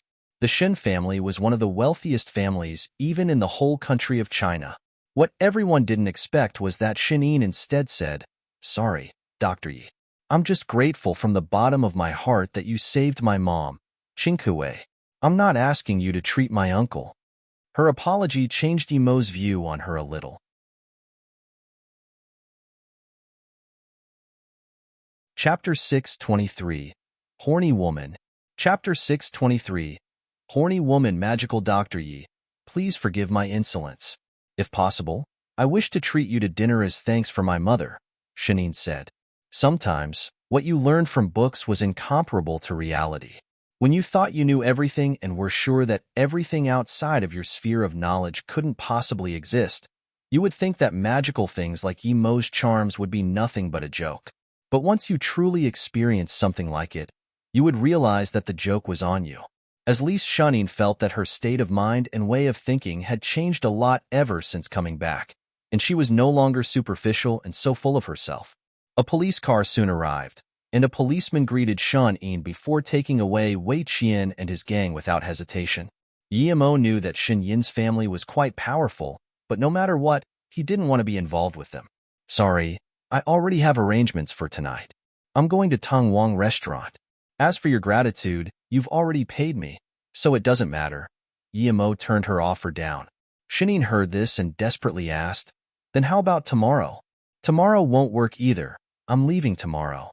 Let's go, Su Wei. Then, Yimo turned around and left with Su Wei and Su Bingwu. Shanine knew that people like Yimo were hard to meet, and it was already luck amongst luck that she could see him twice. She only had one chance, and she wasn't going to let it go. He said he would be at Tang Wang restaurant, so she would wait at the door and just shamelessly join his company. Thinking about this, Shun-in walked away with a hopeful face. "Brother Yi, are you really a doctor?" Su Bingwu still asked in disbelief, who in the university didn't know about Shun-yin's pride. Yet she was that respectful to Yimo. Yimo must be a truly capable person. Yimo knew what Su Bingwu was thinking and smiled. "Don't worry, even if I didn't cure your mother, your sister now has enough money to cure her." Hearing this, Su Bingwu looked at Su Wei. Su Wei could only say, "Yimo is also a stone gambling master, and when he took me along, he won 6 million for me." "What? 6 million?" Su Bingwu was dumbfounded. With 6 million, every problem their family had would be solved. Tungwang Restaurant, it was a rather luxurious place in Jin City. When Yimo arrived, it was already dark. Su Wei's mother had had a kidney failure due to long-term fatigue. Yimo only needed 2 pills to cure that. All her mother needed to do now was to rest for a while. Su Wei knew that Yimo would be busy in the evening, so she left him alone and stayed with her brother in the hospital. Yimo really was busy. Usually, he wouldn't want to waste time eating with merchants like Luo Zilian. It wasn't that he was arrogant, but that he wouldn't ever have any reason to interact with their lives. After this thing was over, he would probably go back to Luoyu to live there for a while, and then go to the small world to find the bitter 10 years. With a place of his own, Yimo's only pursuit was to reach higher states of cultivation. The main reason why Yimo did come this evening was to ask them if they knew about the auction. If they did, he might find the 5-element rock that night. If they didn't, he would go find Pansheng. Not everyone would know about a high-level auction like this. The first person he saw at the door was actually Shun-in. He immediately understood why she was there, but no matter what she had to say, he wouldn't help that easily. "Magical Dr. Yi." Shun-in quickly greeted. Yimo frowned. "I'm not a doctor. I only treat people occasionally when I'm out of money." Brother Yi, I came to eat with you." So Shin Yin's face was blushing. She really was embarrassed. The young girl of the Shen family was shamelessly joining someone else for dinner. Yimo sighed. If he still didn't agree, that would be too cold. So he said, "Okay, come up together with me then." Hearing this, Shun-in immediately rejoiced. "Thank you, Brother Yi, for giving me this chance." Right at that moment, 2 people came out and quickly greeted Yimo. "Mr. Yi, it's really nice to see you." When Hu Dan saw Yimo, the joy on his face was genuine. Luo Zilian followed behind and was also happy with Yimo's arrival, but they soon saw that another girl had come with Yimo. "Miss Shinin from the Shin family?" Luo Zilian recognized her immediately. "Yes, may I ask who you are?" Shin-in didn't know Luo Zilian. Luo Zilian quickly replied, "I went to Elder Shin's 90th birthday 2 years ago, and I saw you there, but you might not have noticed me." Because Yimo was the main focus of this dinner, the people got along pretty well, but Luo Zilian moved closer to Yimo from time to time, which made Shun-in very uncomfortable. She felt like the woman was like a horny cat. She looked like an astute woman who fully utilized her privileges. Shun-in knew that Yimo wasn't some bearded tough guy, and felt that if someone of Yimo's level was seduced to bed by Luo Zilian, it would be desecration, but she couldn't really start doing the same as what Luo Zilian was doing or say anything to Yimo. This made her very anxious. Shun-in didn't doubt that Luo Zilian would be able to seduce Yimo to bed. She had been in the Shin family for too long, and she knew that the relationships of wealthy men and women were very promiscuous. There was no such man who didn't cheat, especially when confronted with a very mature and seductive woman. Hu Dan also saw what was going on and felt like he had made a wrong move. He should have gotten a beautiful girl to come too. Luo Zilian did indeed want to get Yimo to bed with her. She was an astute woman. Everyone had just brushed it off as Yimo being very capable during the day, but she had a different view. She thought that the reason why Yimo had had a 100% success rate and knew what was inside the rock up front couldn't be explained just by capability. He must have had some special way to see what was inside the rocks. Whether it was some special glasses or some high-tech thing, she wanted to get her hands on it. So what if she had to sleep with a big bearded dude for a few nights? As long as she could get it, she wouldn't mind sleeping with him for a year. Although she wasn't a woman any random man could take to bed, this bearded man had the right to have some fun with her.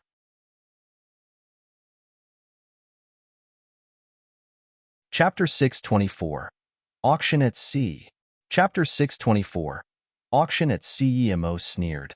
He of course knew what Luo Zillion was thinking.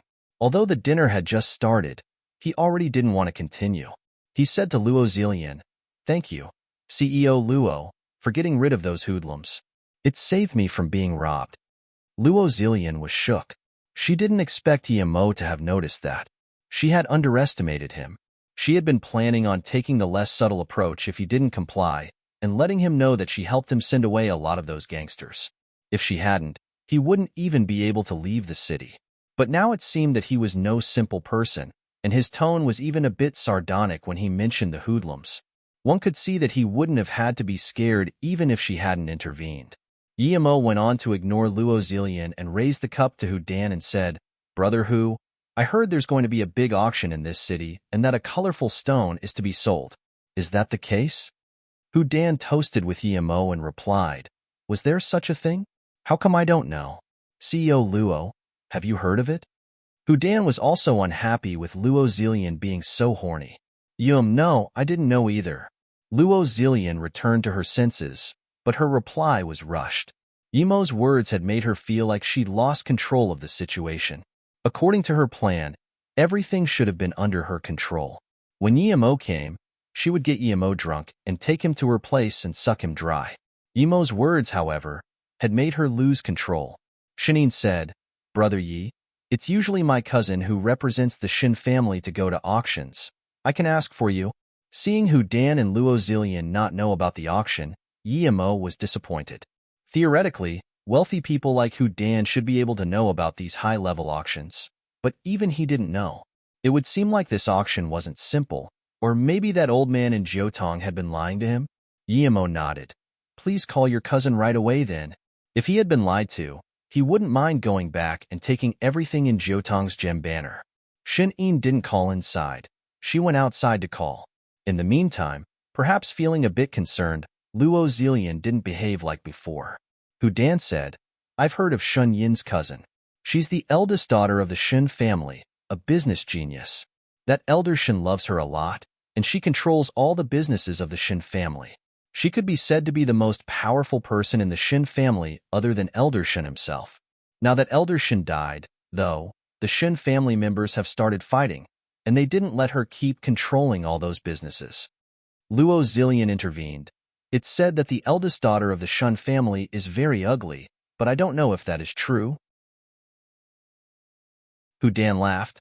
"This might be just gossip, but it is true that 2 years ago when the face-preserving pill appeared in Hong Kong, Elder Shun sent people to try to buy it, but they didn't succeed."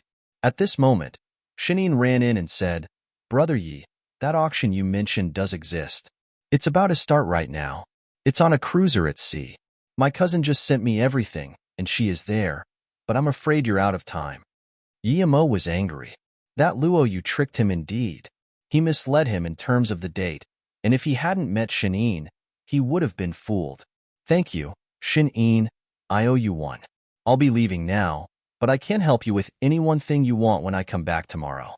Thanks for the treat, Boss Hu. CEO Luo, see you next time." And Emo had left. Emo was very desperate. If the auction ended, he would probably not be able to find the 5-element rock again. The remaining 3 looked at each other. Shinine only then realized that Emo had said he would help her with something, and immediately felt like the world was great. Hu Dan was disappointed, but he was still happy to have met someone like Emo. Luo Zillion felt the worst. She didn't accomplish even 1/10,000 of her goal, and she felt like hating Shinine with her whole heart, but Shinine was from the Shin family, and she couldn't mess with that. At this moment, on the international sea region near North Korea, a huge cruiser was slowly cruising. In the largest hall, a world-level auction was taking place. It was held by Hong Kong Auctions, the largest auction company in the world. They dared auction anything. The cheapest thing to have been sold there had a price tag of almost $1 million. This was a place for the rich. A place for the rich to burn money. You could sell anything there, as long as you could pay the auctioning price. Even if the item wasn't sold, you'd still need to pay the auctioning price. And if the item was sold, you'd have to pay a percentage on top of that. Their credibility was world-class, though, and all you had to worry about was getting the invitation. Those who could be invited were all global elites, and some countries even came incognito because the auction didn't allow the direct intervention of governments. If you disguised as some wealthy person, however, no one would care. Right at this moment, an ancient Egyptian curse ball was sold for 50 million US dollars. Usually the auction would proceed at a constant rapid pace, but at this moment, it was different. An old, white man was standing on the stage, about to say something. He scanned everyone and said, "Those who come to our auction are all global elites, and I believe that everyone knows the rules, yet someone still just sent a text message from the cruiser. Although our auction is open and just, we really don't want to see this happen again. You may contact people after the auction. Well then, let the auction continue." Xin Xianqian subconsciously shivered. She knew of the rule, of course, but she also knew that this was her last time coming to the auction. Ever since Elder Xin passed away, she had been handing over everything under her control, and although she had been able to come that evening, she couldn't buy anything. One message was a warning, but the second time, the Xin family would never be allowed to come again. A blonde girl wearing revealing clothes carried a silver plate and went on stage. The auctioneer was also a white woman in her 30s with a good face who looked very formal. The next item is a mystical goo bug from the Miao people of China. It's called a mind control goo, and it comes with some simple instructions. The starting bid is 30 million, and each increment must be no lesser than 1 million. 35 million. A screen was showing the bids. 40 million. 43 million. The price soon rose to 50 million. The final bid was 56 million. The winner was a man mostly covered with a black scarf, but the part of his face that was revealed showed a crater-like face. The blonde girl was shaking as she walked up to the man. The transaction process happened quickly. Then, another young girl wearing clothes on only 3 points of her body carried out a gold plate. Inside the plate was a jade box.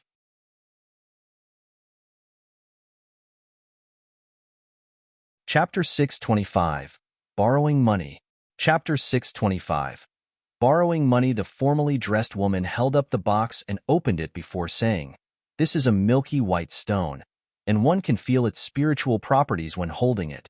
The Chinese call it a chi stone. It's very helpful for those cultivating ancient martial arts and mutant powers. If you don't cultivate, you can wear it, and it will make you very healthy." The stone emitted a faint white aura, showing its extraordinary properties. It was even prettier than white jade. The starting bid is 50 million, and each increment must be no lower than 1 million. The scene fell into a brief silence. The rock looked good, but this price was too absurd. 50 million wasn't very much to a lot of the people there, but it was no small number either. Was it worth it buying a rock for that much money? But still, some people didn't mind. 100 million. Almost everyone looked at the man who made the bid. It was the same man who bought the goo bug. Looking at his bleak outlook, those around him didn't dare make a bid. He brought it to 100 million in one bid, implying that those who competed with him would be his enemy.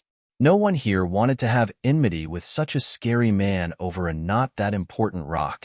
No one would dare hurt anyone during the auction, but that wasn't the case after the auction was over. 100 million going once. 100 million going twice. Is no one else going to bid? The auctioneer was helpless. The person who owned the rock told them it would sell for a heavenly price, yet it stopped at 100 million. But she couldn't say anything to the man. Everyone knew that he was threatening people, but he hadn't really said anything. "How much per increment again?" A voice suddenly appeared in the scene. Xin Xianqian just realized that there was suddenly a bearded man next to her with a knife scar on his face. That person was Yimo, of course. If it weren't for the faint spirit she emitted by the rock, he would have taken a while longer to find the place, so he felt lucky. He had been planning on finding the 5-element rock above everything, but now he had to get this spirit stone first no matter what. Everyone heard Yimo's voice appear suddenly, but no one thought that he would have just arrived, as that was impossible.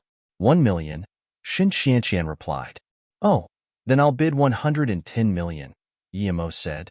Hearing this, the woman smiled. "Sir, please have a seat and use the device on your chair to make a bid."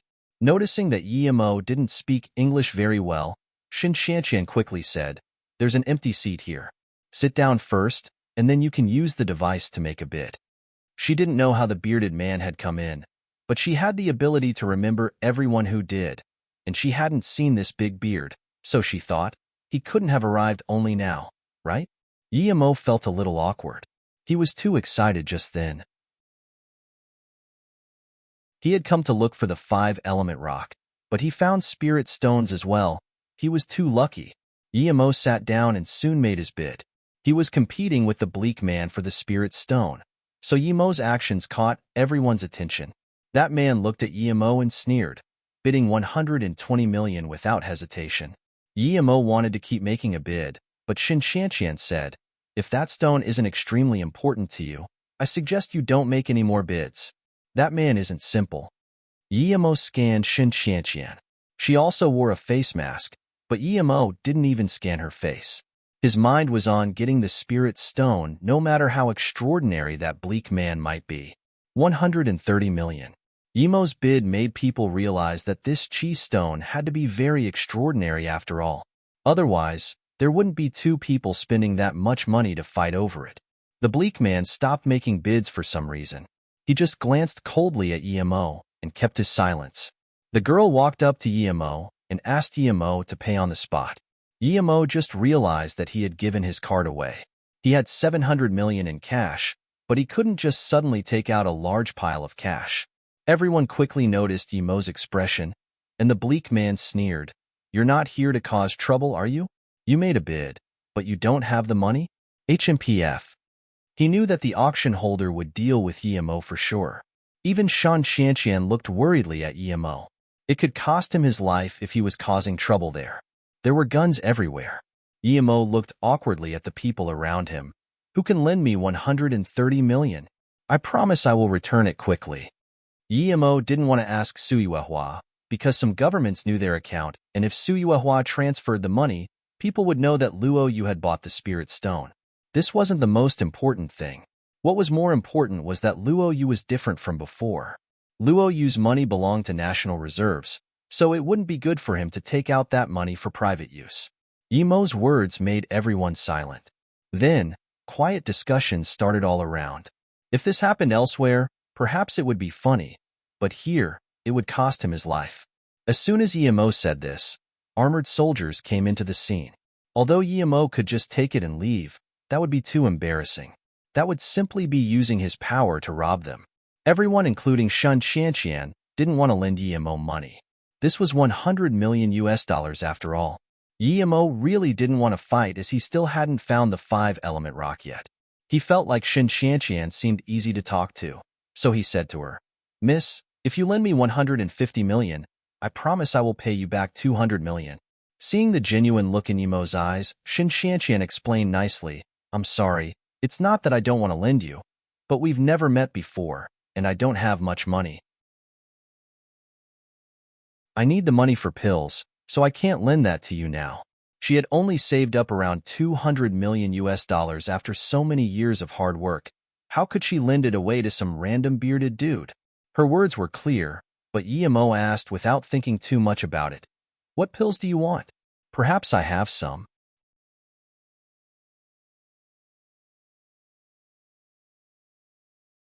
Chapter 626. Target found? Chapter 626. Target found? "I want a face-preserving pill," Shan Shanqian sighed. She was prepared to leave. The reason why she had come was to try her luck and see if she could buy a face-preserving pill. Yemo clapped. "Perfect, I happen to have one. I'll give you the pill, and you help me pay that 130 million. You dash." Shin Shanqian looked at Yemo speechlessly. She didn't think there would be such a person. She might look soft on the outside, but she was pretty tough on the inside. Even though Yemo was like this, she still didn't want to curse him. She always tried not to offend anyone. The reason why Elder Shin had placed her as the controller of the Shin family businesses was partly due to her commercial capabilities, but mostly due to her ability to deal with people. But Yemo was being too oppressive. The people who heard this instantaneously started sneering. Who there wasn't an astute businessman? Who would believe such words? A very serious auction had become comical all of a sudden. Due to Yemo, Yemo took out a bottle with the face-preserving pill and gave it to Shin Shanqian. "Take a look. If it's what you're looking for, lend the money to me." Shin Qianqian took the bottle helplessly, but before she could even open it, 6 men with guns walked up to Yimo. Sir, if you're not buying anything, please leave. This is not a place for you to cause trouble, the bulky man in the lead said as he grasped his gun tightly. From his tone, it would seem that if Yimo resisted even a little, he would open fire. Yimo sneered. How much time do I have after winning a bid to close the deal? 10 minutes, the girl holding the plate said in Chinese. Has it been 10 minutes already? Yimo asked coldly. No. Yimo slammed the table. Since it hasn't been 10 minutes yet, why are you coming at me with guns? Are you going to rob me? Can't you see I'm gathering funds? Gathering funds? Were you ever even planning on paying the money? You don't have any money on you, and you're asking strangers for money. Do you think everyone except for you is an idiot? A yellow-skinned man spoke. At this moment, Shin Qianqian suddenly said shakily, I will pay for him. Then, she immediately started performing the transaction. Everyone looked at this comical scene in shock. That girl actually lent the man the money. Those men with guns saw that the money had been paid, so they could only leave. Yimo never intended on teaching them a lesson. With the spirit stone in hand, Yimo felt very happy. He would ask where it came from later. Is this really a face-preserving pill? After everyone left them alone, Shin Qianqian asked Yimo shakily. Of course, do you think I'm lying to you? Yimo took the spirit stone and commented. No, but my grandpa took me to try to buy this pill once, but at first we weren't even sure if the pill was real and we didn't have that much money at the time, so we didn't get it. But I've seen the pill since then, and it does look exactly like this.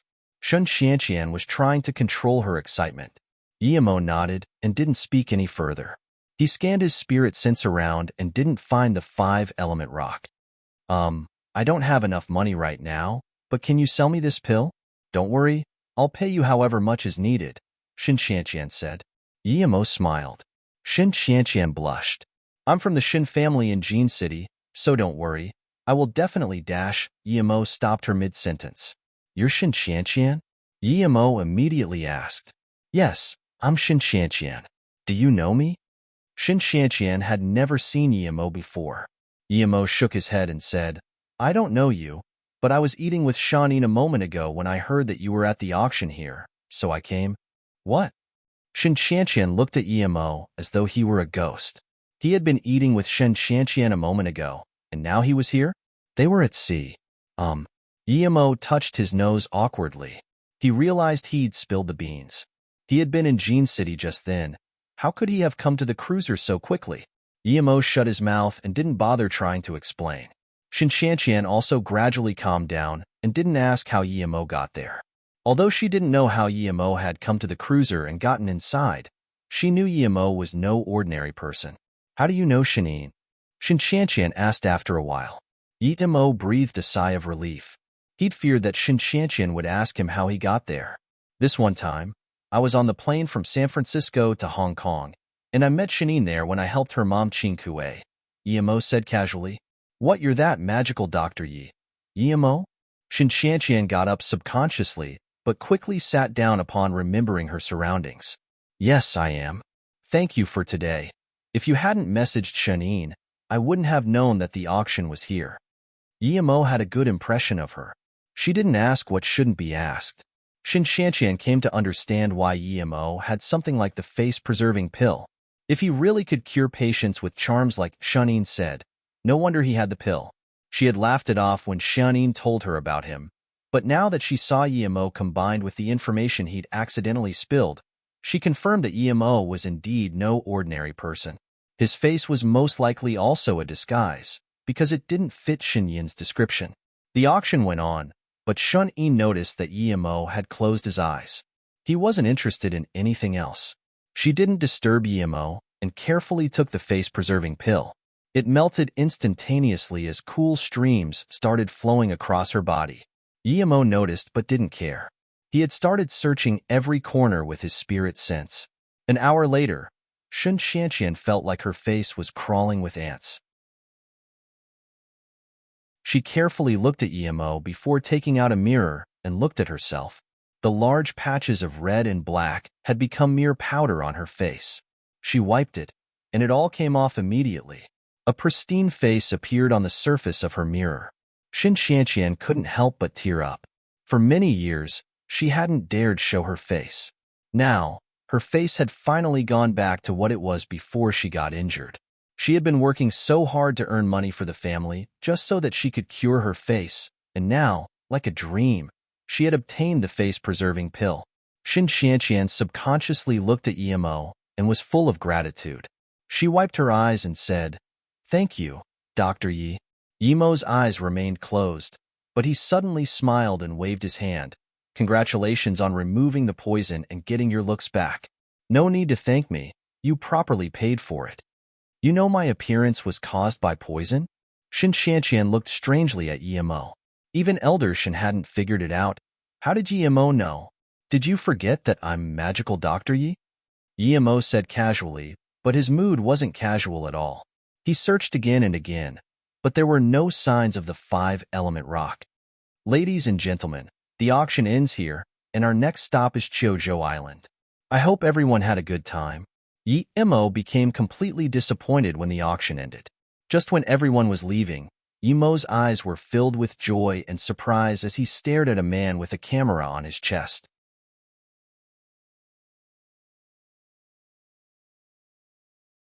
Chapter 627. Kill All? Chapter 627.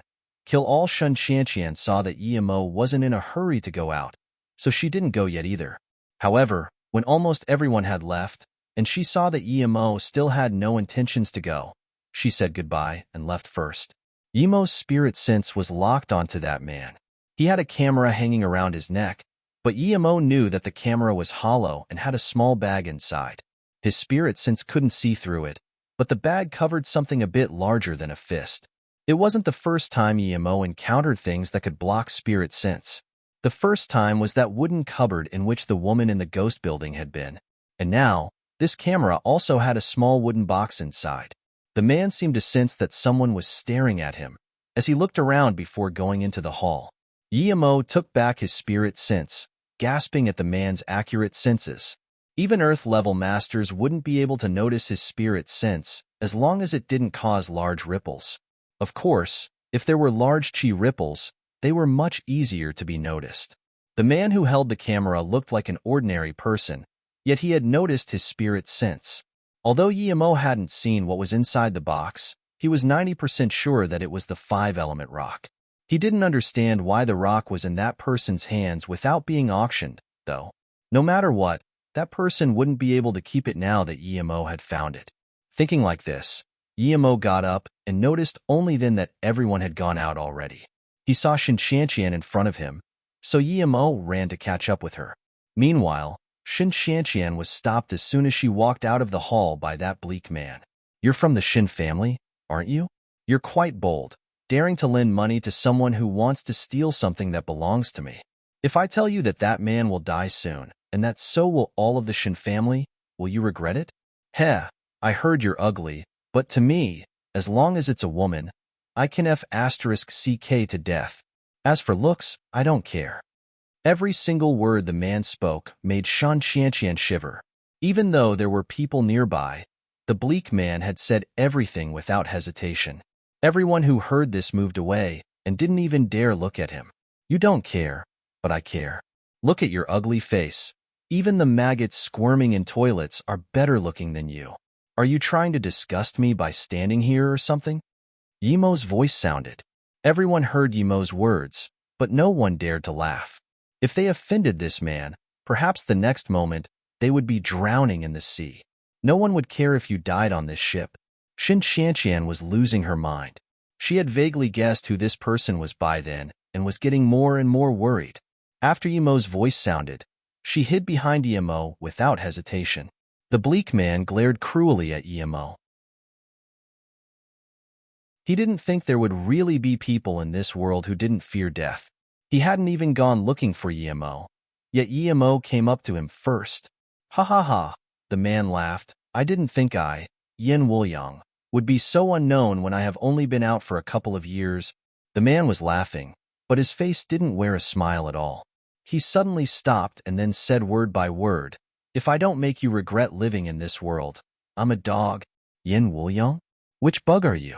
I've never heard of you, but please stop insulting dogs. Yimo sneered and then spoke to Xin Xianqian. Go inside. I'm going to burn this bug. I'll ask you some questions later. Yimo didn't know Yin Wuliang, but that didn't mean other people didn't know. As those few people standing far away heard the name Yin Wuliang, they immediately ran as far as they could. Soon, the entire ship was discussing Yin Wuliang. He hailed from Yaojiang and had the nickname of Kill All. All those who offended him were killed, and he dealt with women all the more cruelly. If that man really was Yin Wuliang, then what he'd said to Xin Xianqian was no lie. He never needed to commit the act of killing himself, as he had tens of types of goo bugs that could kill for him. The reason for his face being like a crater was apparently a goo bug rebelling against him. But then as well, he simply killed that goo bug. In many people's eyes, Yin Wuliang was a demon. Perhaps demons would be more good-hearted than him. People didn't even dare look at the people he'd killed. Xin Xianqian heard Yimo's words and didn't dare stay there. When she heard the man confirm that he was Yin Wuliang, all the blood from her face went away. She subconsciously looked back at Yimo, but no longer had the courage to talk to him. Very well. You have balls. Yin Wuliang voiced an extremely angry snarl. He didn't expect this bearded man to remain so cocky even after he said his name. Even though this wasn't the right place to be fighting, he waved his hand and shot a few black rays at Yimo like lightning nonetheless. Meanwhile, four people were sitting in a luxurious room with a serious face. It was 3 men and 1 woman. The woman was less than 30 and had a clear face. She looked very academic. 2 of the 3 men looked Asian, while 1 was a short, black man. The person who had the camera was among them. We just confirmed that the person who bought the mind-controlling goo is Yin Wuliang from Yaojiang. He's talking to the bearded man about the chi stone as we speak, the woman said. Hearing this, one man asked, Sophia, have you found out who the man who bought the chi stone is? When did he even arrive? How come we have no data of him? Sophia replied, not yet, but there's no recording on the cameras of the man entering the auction site. It's as though he just suddenly appeared, or he came in disguise. The auction party did say that 1 more person went out than the amount of people who came in. The man with the camera said, I don't think this man appeared out of nowhere. Was the surveillance camera tampered with? Let's not rush to conclusions first. Since that person spent a large sum buying our chi stone, he must be an ancient martial artist. If he's from some hidden sect, we can talk it out with him. The other man nodded. We need to talk for sure. But now that he's been targeted by Yin Wuliang, we don't know how this will end. Yin Wuliang's a madman, and we have important business this time, so we shouldn't mess with him for now. As for the bearded guy, he probably really did give the true face-preserving pill to Shan Yinyan. No ordinary person can take that out. Bobby, keep a close eye on that bearded man and Yin Wuliang.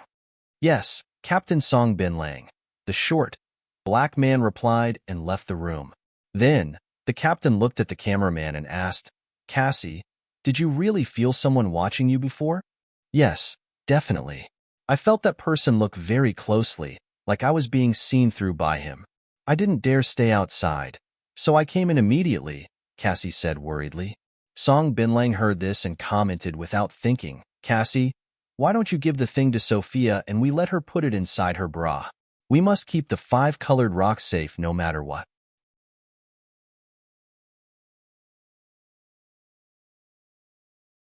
Chapter 628. Mysterious Metal Card. Chapter 628. Mysterious Metal Card. Before the black rays reached Emo, Emo waved his hand, and sparks flickered.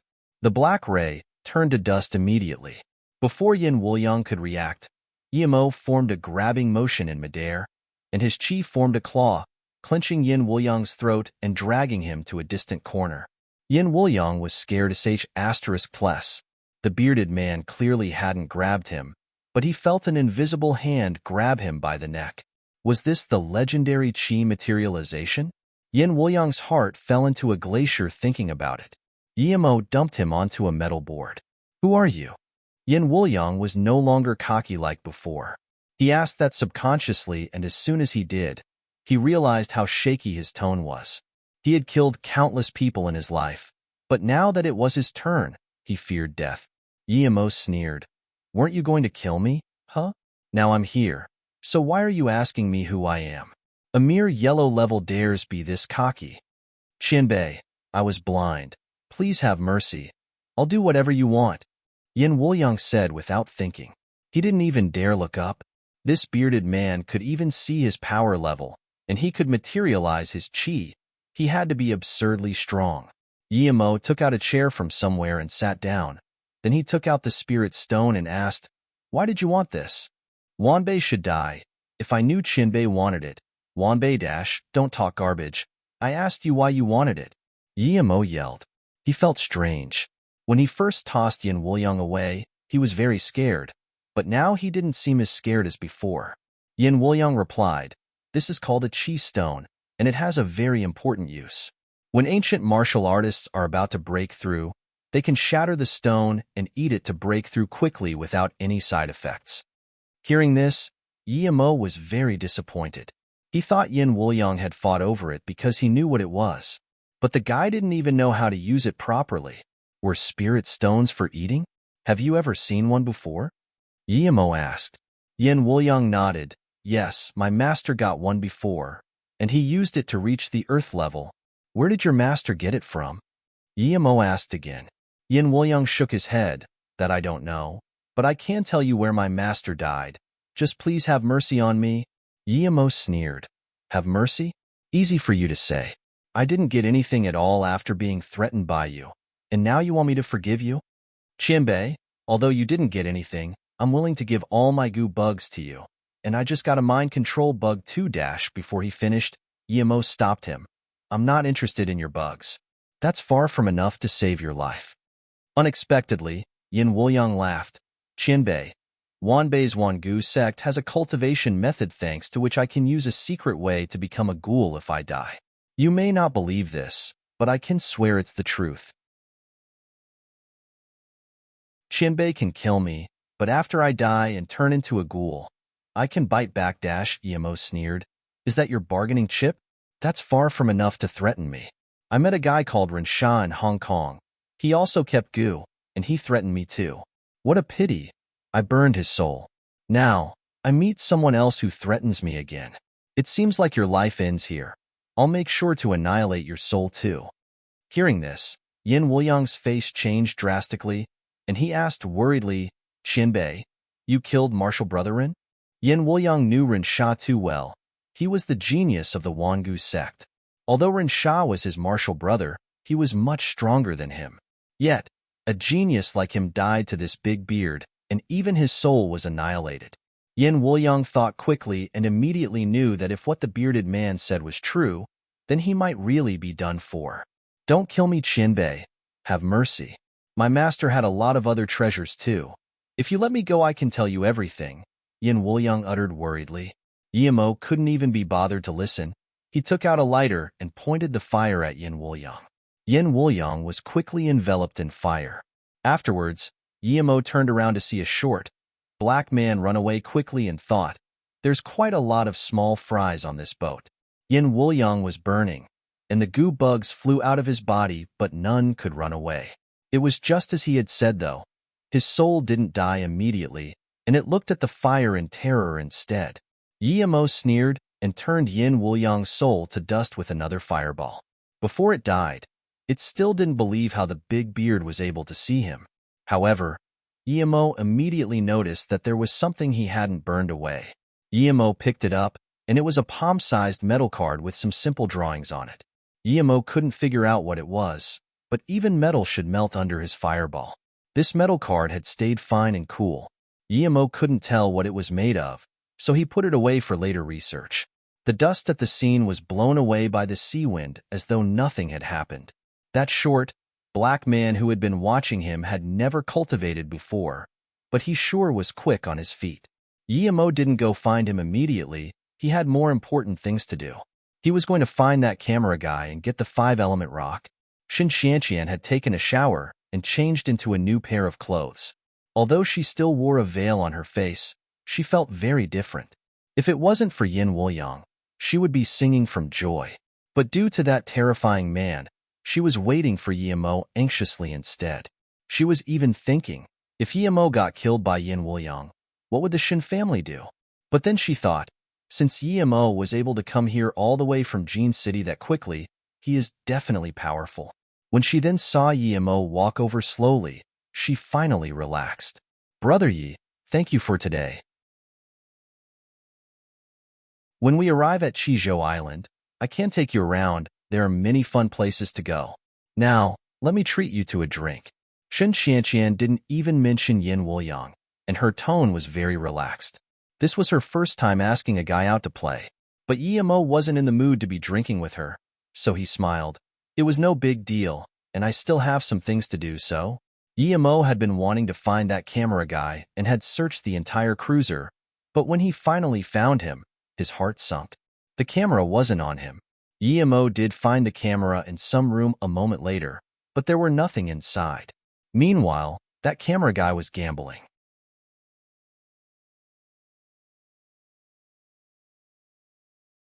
Chapter 629.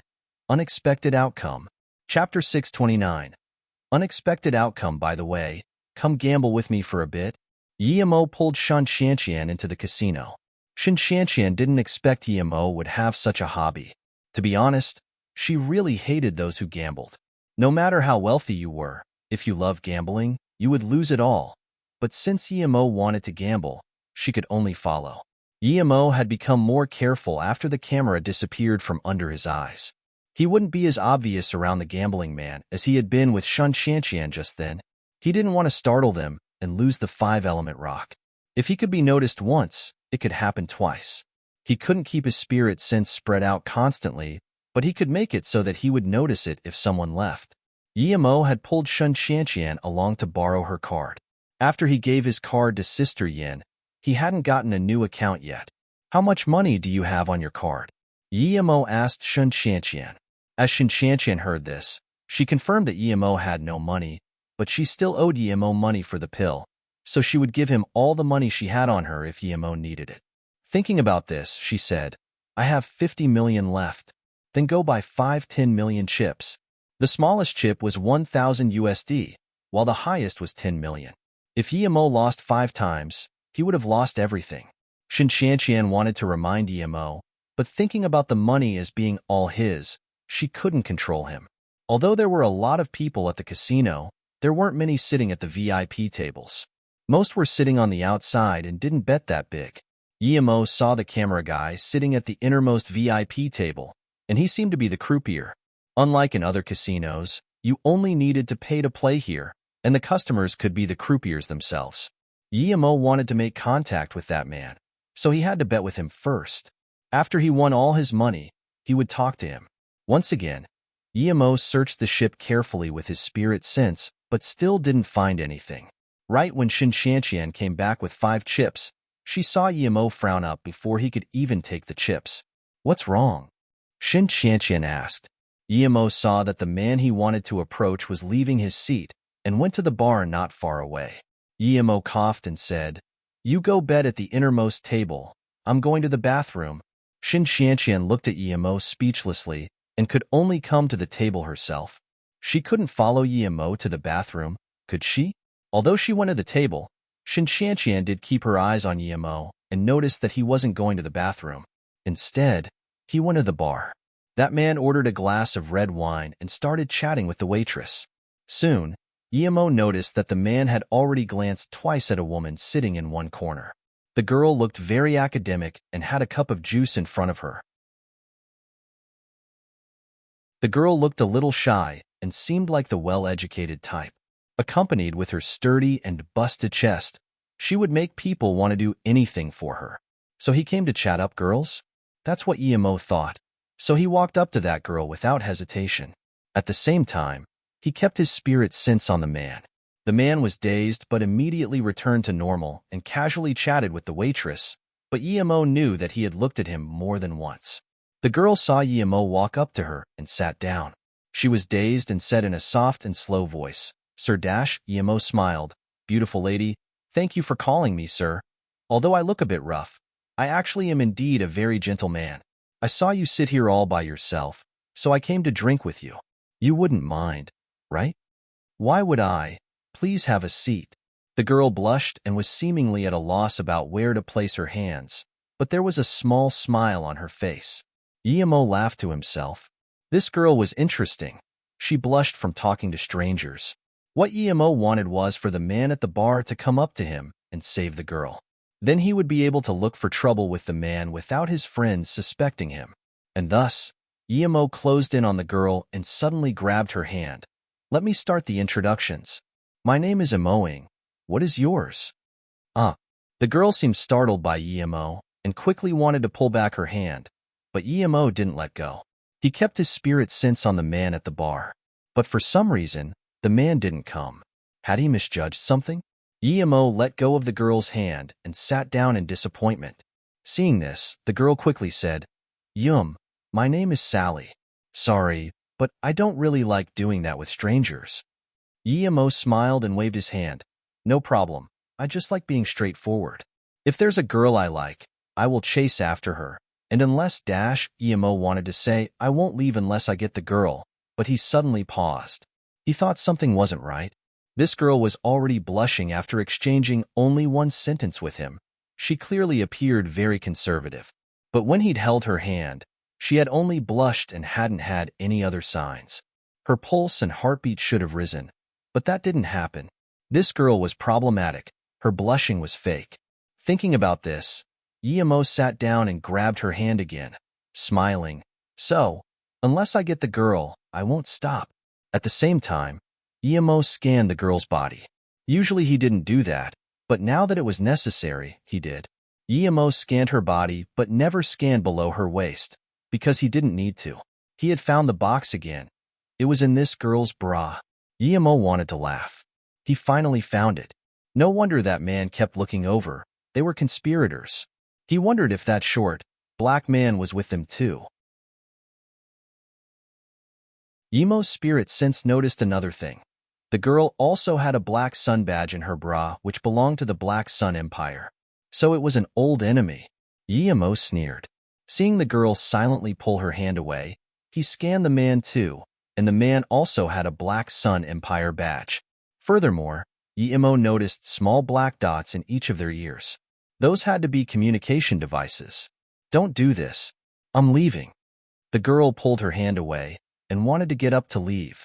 How could Guillermo let her go just like that? Guillermo would have taken the box out already if he wanted to, but he now wanted to put a spirit sense mark onto it to see where the HQ of the Black Sun Empire was. Sorry, I just like you too much. If you don't mind, give me the honor of one hug, and I will leave immediately. Guillermo suddenly got up and said seriously. Guillermo was sure she wouldn't reject that request.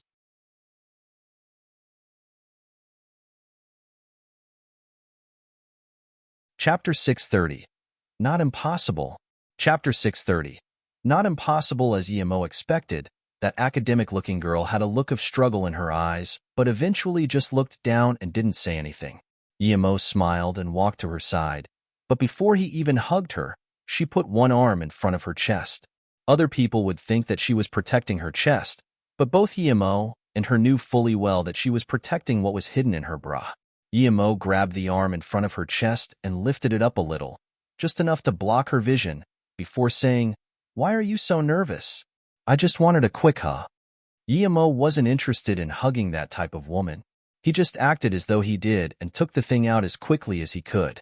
Then, he also put a spirit sense marked piece of gold inside. It was the 5-element rock indeed. Guillermo was very excited. He dumped the rock in his ring and was no longer in the mood to talk to the woman. With his spirit sense marking her, she wouldn't be able to escape. Seeing Guillermo move aside without really hugging her like he said, the girl felt strange and looked up at Guillermo in confusion. Guillermo smiled. I like people with initiative. With those who aren't willing, I won't force it. Since you don't like me, then never mind. I'll be in the casino, so if you want to come find me, you can come over at any time. Then, Guillermo left. The woman looked on as Guillermo left. Her face kept changing before she finally felt her chest and saw that the thing was still there. Then, she left. As the man Guillermo cared about saw Guillermo and the girl leave, he also got up and followed Guillermo. Even though Guillermo had left, he kept his spirit sense on that woman. He knew that the woman would meet up with her friends soon. What was left for him to do now that he had the 5-element rock was pretty easy. When Yemo came to the casino, he saw Shen Qianqian sitting pitifully in a corner with only one chip in her hand. There had only been 6 people at the table before, but now there were 13. "Why aren't you betting anymore?" Yemo asked. Shen Qianqian said speechlessly, "If you still hadn't come, I would have changed the chip back to money. This is my last 10 million. If I lose it, I won't have anything on me except for some small change." "You lost 40 million in one go? Also, don't tell me you only have this card?" Yemo was surprised to see Shen Qianqian's talent for gambling. Shen Qianqian shook her head. "I didn't lose it in one go. It was in 4 goes." Yemo was speechless. Was there a difference?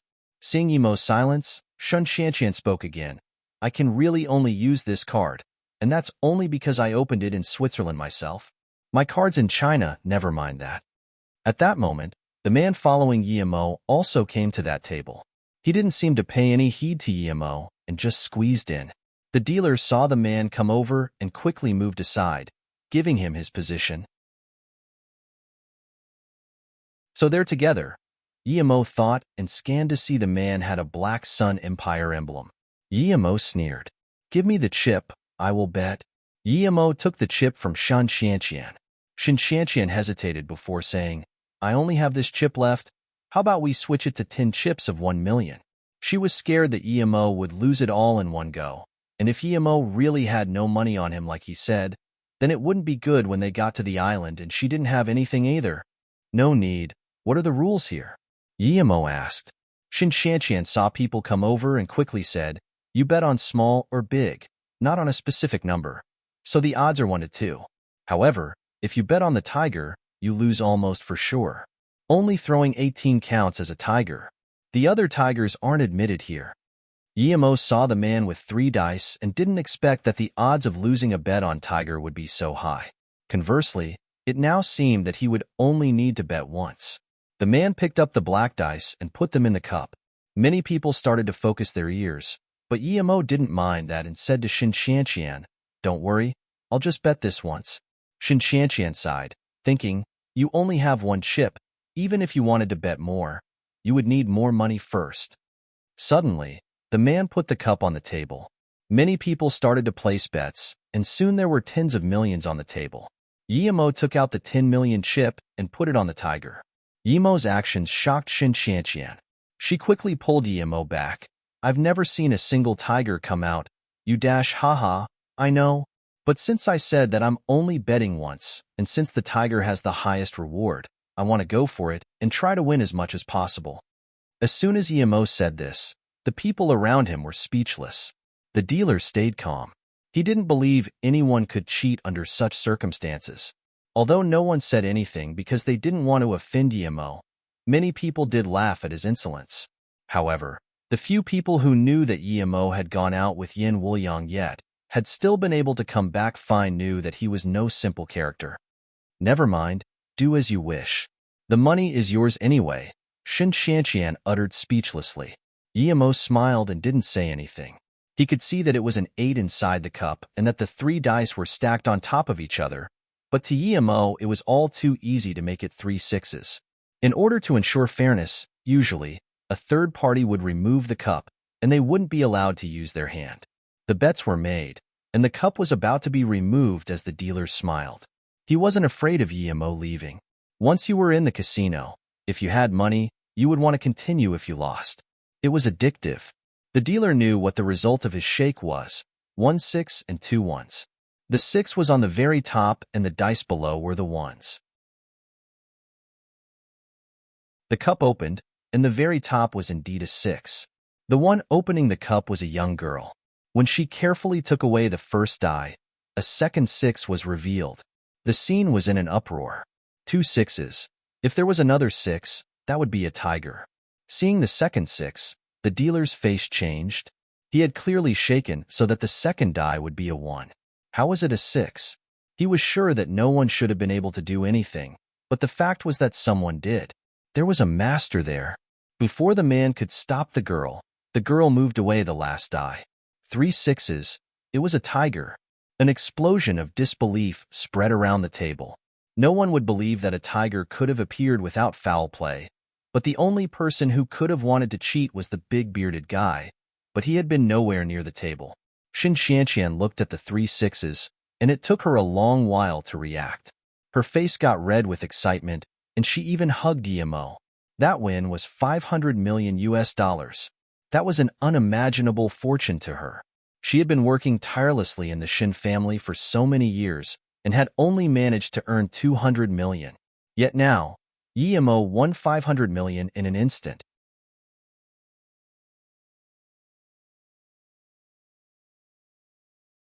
Chapter 631. Shun Xianqian's Plans. Chapter 631. Shun Xianqian's plans. The dealer's face looked really bad, but he recovered quickly. He gave the dice to his partner and left. Yimo knew that he must have been signaled to leave. Xin Xianqian grabbed the large pile of chips and put them on her plate. She looked at Yimo and asked, "Should we keep playing?" Yimo smiled. "No need, let's leave." He wasn't there for gambling. He was there for the Black Sun people. Since those guys were leaving, he didn't need to stay. Yimo scanned around with his spirit sense and noticed that the woman and short, black guy as well as another man were gathered in one room. He wanted to go listen to what they were up to and find out what use the 5-element rock had for them. Seeing Yimo and Shan Xianqian leave, everyone looked on with envy. Winning 500 million in one go was absurd.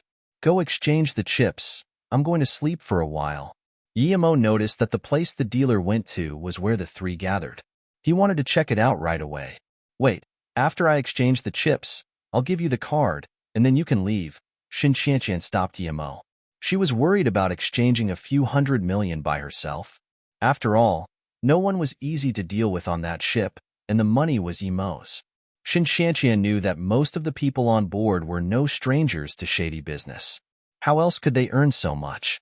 "Okay, but Miss Shun, I have a question I need to ask you. Most of the people on the ship have at least some bodyguards, so why don't you?" Xin Xianqian was an easy target, yet she was by herself. Xin Xianqian fell silent and didn't answer. She exchanged the chips and then gave the card to Yimo. "This is yours, the password dash." Yimo waved his hand. "I don't need it. I said the price of the pill was 130 million, so I won't take a cent extra. As for the gamble, the starting money was yours, so the money we won is yours too. You can just go back and rest." Xin Xianqian hesitated and took the card. "Okay, I'll take the money then. But, Brother Yi, do you have time now? If you don't have any plans, come drink with me for a bit. And if you're tired, you can rest in my room." It seemed that she had figured out that Yimo had no place to sleep. Before Yimo could decline, Xin Xianqian smiled again. "Don't tell me you don't have time. When you came to the casino part just then, I smelled perfume on you. You probably came from the bar, right? If you can accompany women who are strangers, then since we already know each other, you have to treat me the same." Yimo scanned that room again, and the 4 were still gathered together. Since they were there was no rush. They couldn't leave anyway. Thinking like that, he nodded. "Okay, let's grab a drink first then." "What happened? Why did you call me over so desperately?" the dealer asked. "Cassie, our higher-ups have ordered us to leave immediately." Seeing the man come in, Song Binlang got up immediately. Cassie frowned. "Why? That guy just won 500 million US dollars from us. It would be too easy on him to just let him leave. Moreover, we haven't even found out who he is yet. I was planning on doing that now." Song Binlang shook his head. "There's no need to investigate him. He's not someone we can deal with. According to our intel and his performance at the casino, the higher-ups have determined him to be the person who stole our gold and most of our scientists on Black Star Island." "How can that be?" Cassie was shocked. Sophia said slowly, "It's not impossible. Actually, we're certain it's him." Xin Xianqian might have had her face destroyed, but her body is still better than mine. And if she indeed managed to buy the face-preserving pill back then at the auction, then her face should have recovered by now. Yet still, that big beard didn't do anything to her. Instead, he supposedly wanted to chat me up. He gave me a very dangerous feeling. I think he's already suspecting me. He even wanted to hug me, but luckily he didn't in the end. "Did you lose the thing?" Cassie lost his mind. 500 million wasn't that significant, but if they lost the 5-element rock, that would be a huge problem. Sophia shook her head. No, it's still there, but I just feel like he's dangerous. Also, we have checked the recordings repeatedly, and that big beard wasn't present when everyone boarded the ship, yet he suddenly appeared in the auction room. That sounds just like the events at our gold vault. The two cases were really similar. Plus, how did the 3 dice turn into all 6 ES? He didn't touch anything, but still turned the dices to win a tiger. This man is too dangerous. Sophia is right. This man is too dangerous. Although we don't know how he did it, but he's got capabilities that exceed what we can deal with. Luckily, we didn't lose the 5-element rock. The higher-ups did tell us to leave immediately, though, so someone else will be dealing with him, Song Binlang said. The black man suddenly said, yes, I suspect he even saw me when I was spying on him. He burned Yin Wuyoung away with just a ball of fire. This man is very scary. Yimo kept scanning them with his spirit sense and found that they were still discussing something, so he didn't mind.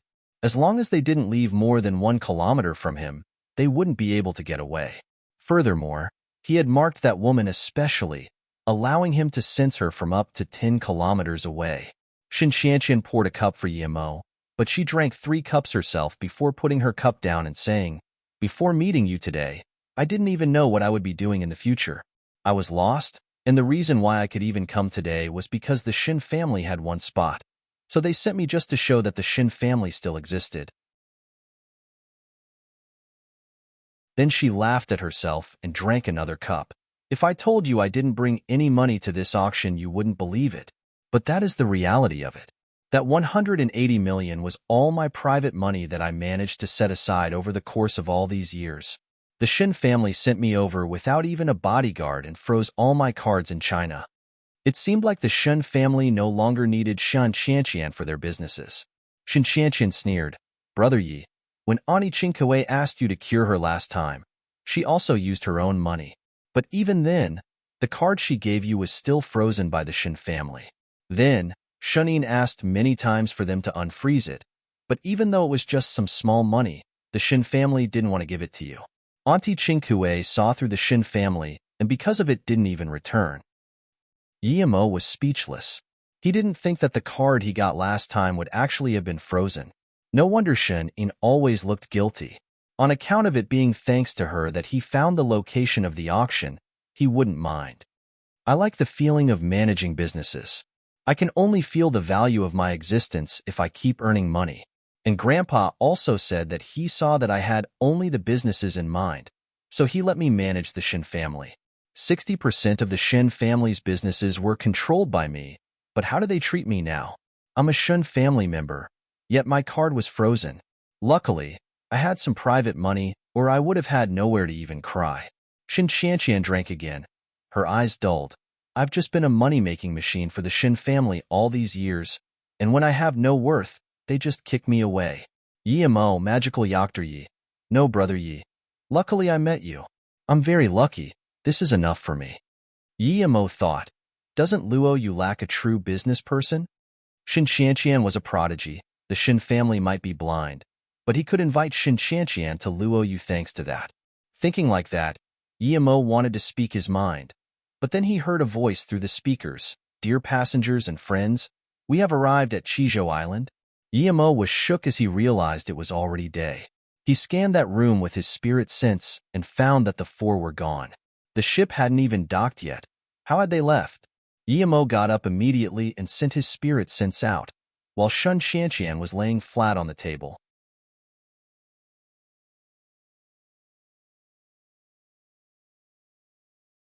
Chapter 632.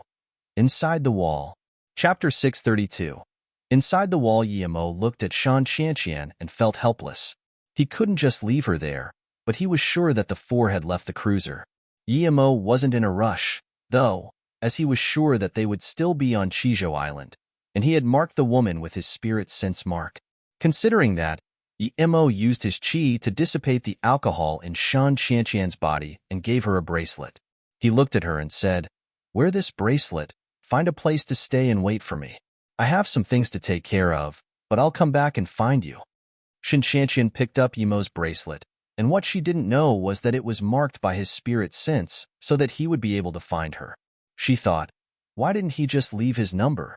But soon, she understood. Yemo had boarded the ship mysteriously, so he didn't have an identity that actually allowed him to be there. Hence, he had to get off mysteriously too. Yemo had guessed correctly. A bit more than 10 kilometers from the dock, the four had gathered together again. Sophia, take out the 5-element rock, Song Binlang commanded seriously. Seeing this, Cassie asked, is there a problem, Captain Song? Song Binlang's face was very sullen. He took the wrapped item from Sophia and said, I just got news that only Shinshanqian got off and that the big bearded fellow disappeared. He disappeared suddenly, just like how he appeared suddenly before. I think that if we keep underestimating him, we could lose our lives on this island. I don't think we're underestimating him. We're taking him very seriously. But no matter how smart he is, he couldn't anticipate that we'd already have left the cruiser. Sophia shook her head. I agree with Captain. That big beard is strange. At the bar, even when he didn't look at me, I felt like I was being watched. That's right, I remember now. I had the exact same feeling when I had the camera. I'm very sensitive to telekinetic abilities. Could it be Cassie suddenly stopped? Everyone stared deadly at the hands of Song Binlang. He opened the wrapping, and there was no 5-element rock inside. It was just a piece of gold. Huh, the 5-element rock? Sophia's tone was shaky. She didn't expect the 5-element rock she hid in her bra to disappear and get switched for some gold. Who could have done the switch other than her? Captain, it wasn't me. I didn't do it. Thinking about the torture methods the organization used, Sophia's tone was shaky. Song Binlang's hands were shaking too. They had been operating carefully to the extreme, but the 5-element rock was still stolen from right under their eyes.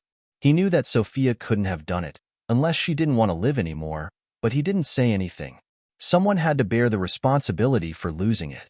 Sophia had brought the empty package there, so she had to be responsible. I believe this has nothing to do with Sophia. We've known her for so many years. She wouldn't do it, and even if she did, she wouldn't come back here. If I'm not wrong, it should be that big beard. He's too unmeasurable. Unexpectedly, it was Bobby, who rarely spoke, who helped her out. Sophia looked at him with gratitude. Cassie had a look of guilt for a moment, but then he immediately said, although we know Sophia wouldn't do this, the package was on her when it was stolen. I don't need to mention how hard it would be to switch it around, right? So even if we believe her, what about our higher-ups? Cassie, what do you mean? Sophia knew that Cassie wanted to put the blame on her. She immediately rebuked. This thing was always on you before I got it. When you took it out, no one saw it. Who knows if it was switched out already or not? Song Binlang and Bobby fell into silence. Sophia was right. Who knew if it was lost before or after Sophia got it? Cassie saw that everyone was about to suspect him, so he immediately argued, back at the bar, when Big Beard and Sophia were being intimate, perhaps that's when it was lost. Sophia retorted, Cassie, do you think it's possible to win a tiger without touching the table? To be honest, who has the most chances of making it a tiger? If I was the dealer, I could do it easily. Cassie was annoyed and sneered. You're saying I'm conspiring with him? I've been in the organization for so many years. I would dash. Song Binlang stopped him. Okay, there's no point arguing here. If I'm not wrong, there must be something special about this gold. Perhaps he can even track us through it or something. We need to leave this place first. I believe the authorities will investigate this. Sophia and Cassie's hearts fell. Song Binlang didn't mention whose fault it was anymore, but they knew the organization all too well. Even though they clearly knew that they didn't do it, they would be heavily interrogated as long as there was so much as a sliver of doubt. Captain, what do we do now? Bobby spoke. Song Binlang took out a black rubber-like thing and put it on the gold. Then he gave the gold to them. I added a missile emitter onto this. I'll go give it to someone else and tell them to drive away in the opposite direction from us. Song Binlang walked out of the bar and came back after a short while saying, let's go now. Split up. I've given the frequency to our higher-ups, so as long as Big Beard follows the gold, there will be someone to deal with him. Then where do we rendezvous? Bobby asked. Nanji 123 Hotel. Song Binlang said and left. He didn't walk out far but dashed into a nearby supermarket and watched the bar from the glass door it had. The second to come out was Bobby. He called a taxi and headed towards the hotel. Then, Sophia came out and stopped a car. The car made a turn and left in the opposite direction. Not long after, Cassie came out. He looked around and also stopped a car, but he went the same direction as Sophia. Then, Song Binlang came out. He knew he had achieved his purpose. It was a fact that the thing had been lost, and even though he was sure it wasn't Sophia's or Cassie's doing, someone had to be the scapegoat. If Cassie and Sophia ran away by themselves, things would be much easier. And he was sure they would run away. Not everyone would be able to take the torture. Sometimes, people would rather die than endure it. Sophia and Cassie were substitutes, so if they had questionable loyalty, it would have nothing to do with him. He had finished his part of the mission and given the thing to Sophia. If it wasn't due to her fault, they would have succeeded. Song Binlang went back to the bar. He knew that no matter what, that place was safe. He wasn't in a rush to meet up with Bobby either, as he still had some things to do. He needed to give Sophia and Cassie some time to run. He had to make sure they left Chijo Island so that he could report their tracks to the higher-ups. He would say that they had been sent out individually under his authority because he trusted them, but they ran away halfway. Like that, he would have no responsibility. But as soon as Song Binlang came to his room, he saw a big bearded man sitting there. He subconsciously shivered before hearing him say, "You're very smart. Your plan would indeed push away all responsibility from you." You're tuning in to the Warrior Lore YouTube channel. Don't forget to subscribe and join us on this journey to catch the most captivating stories.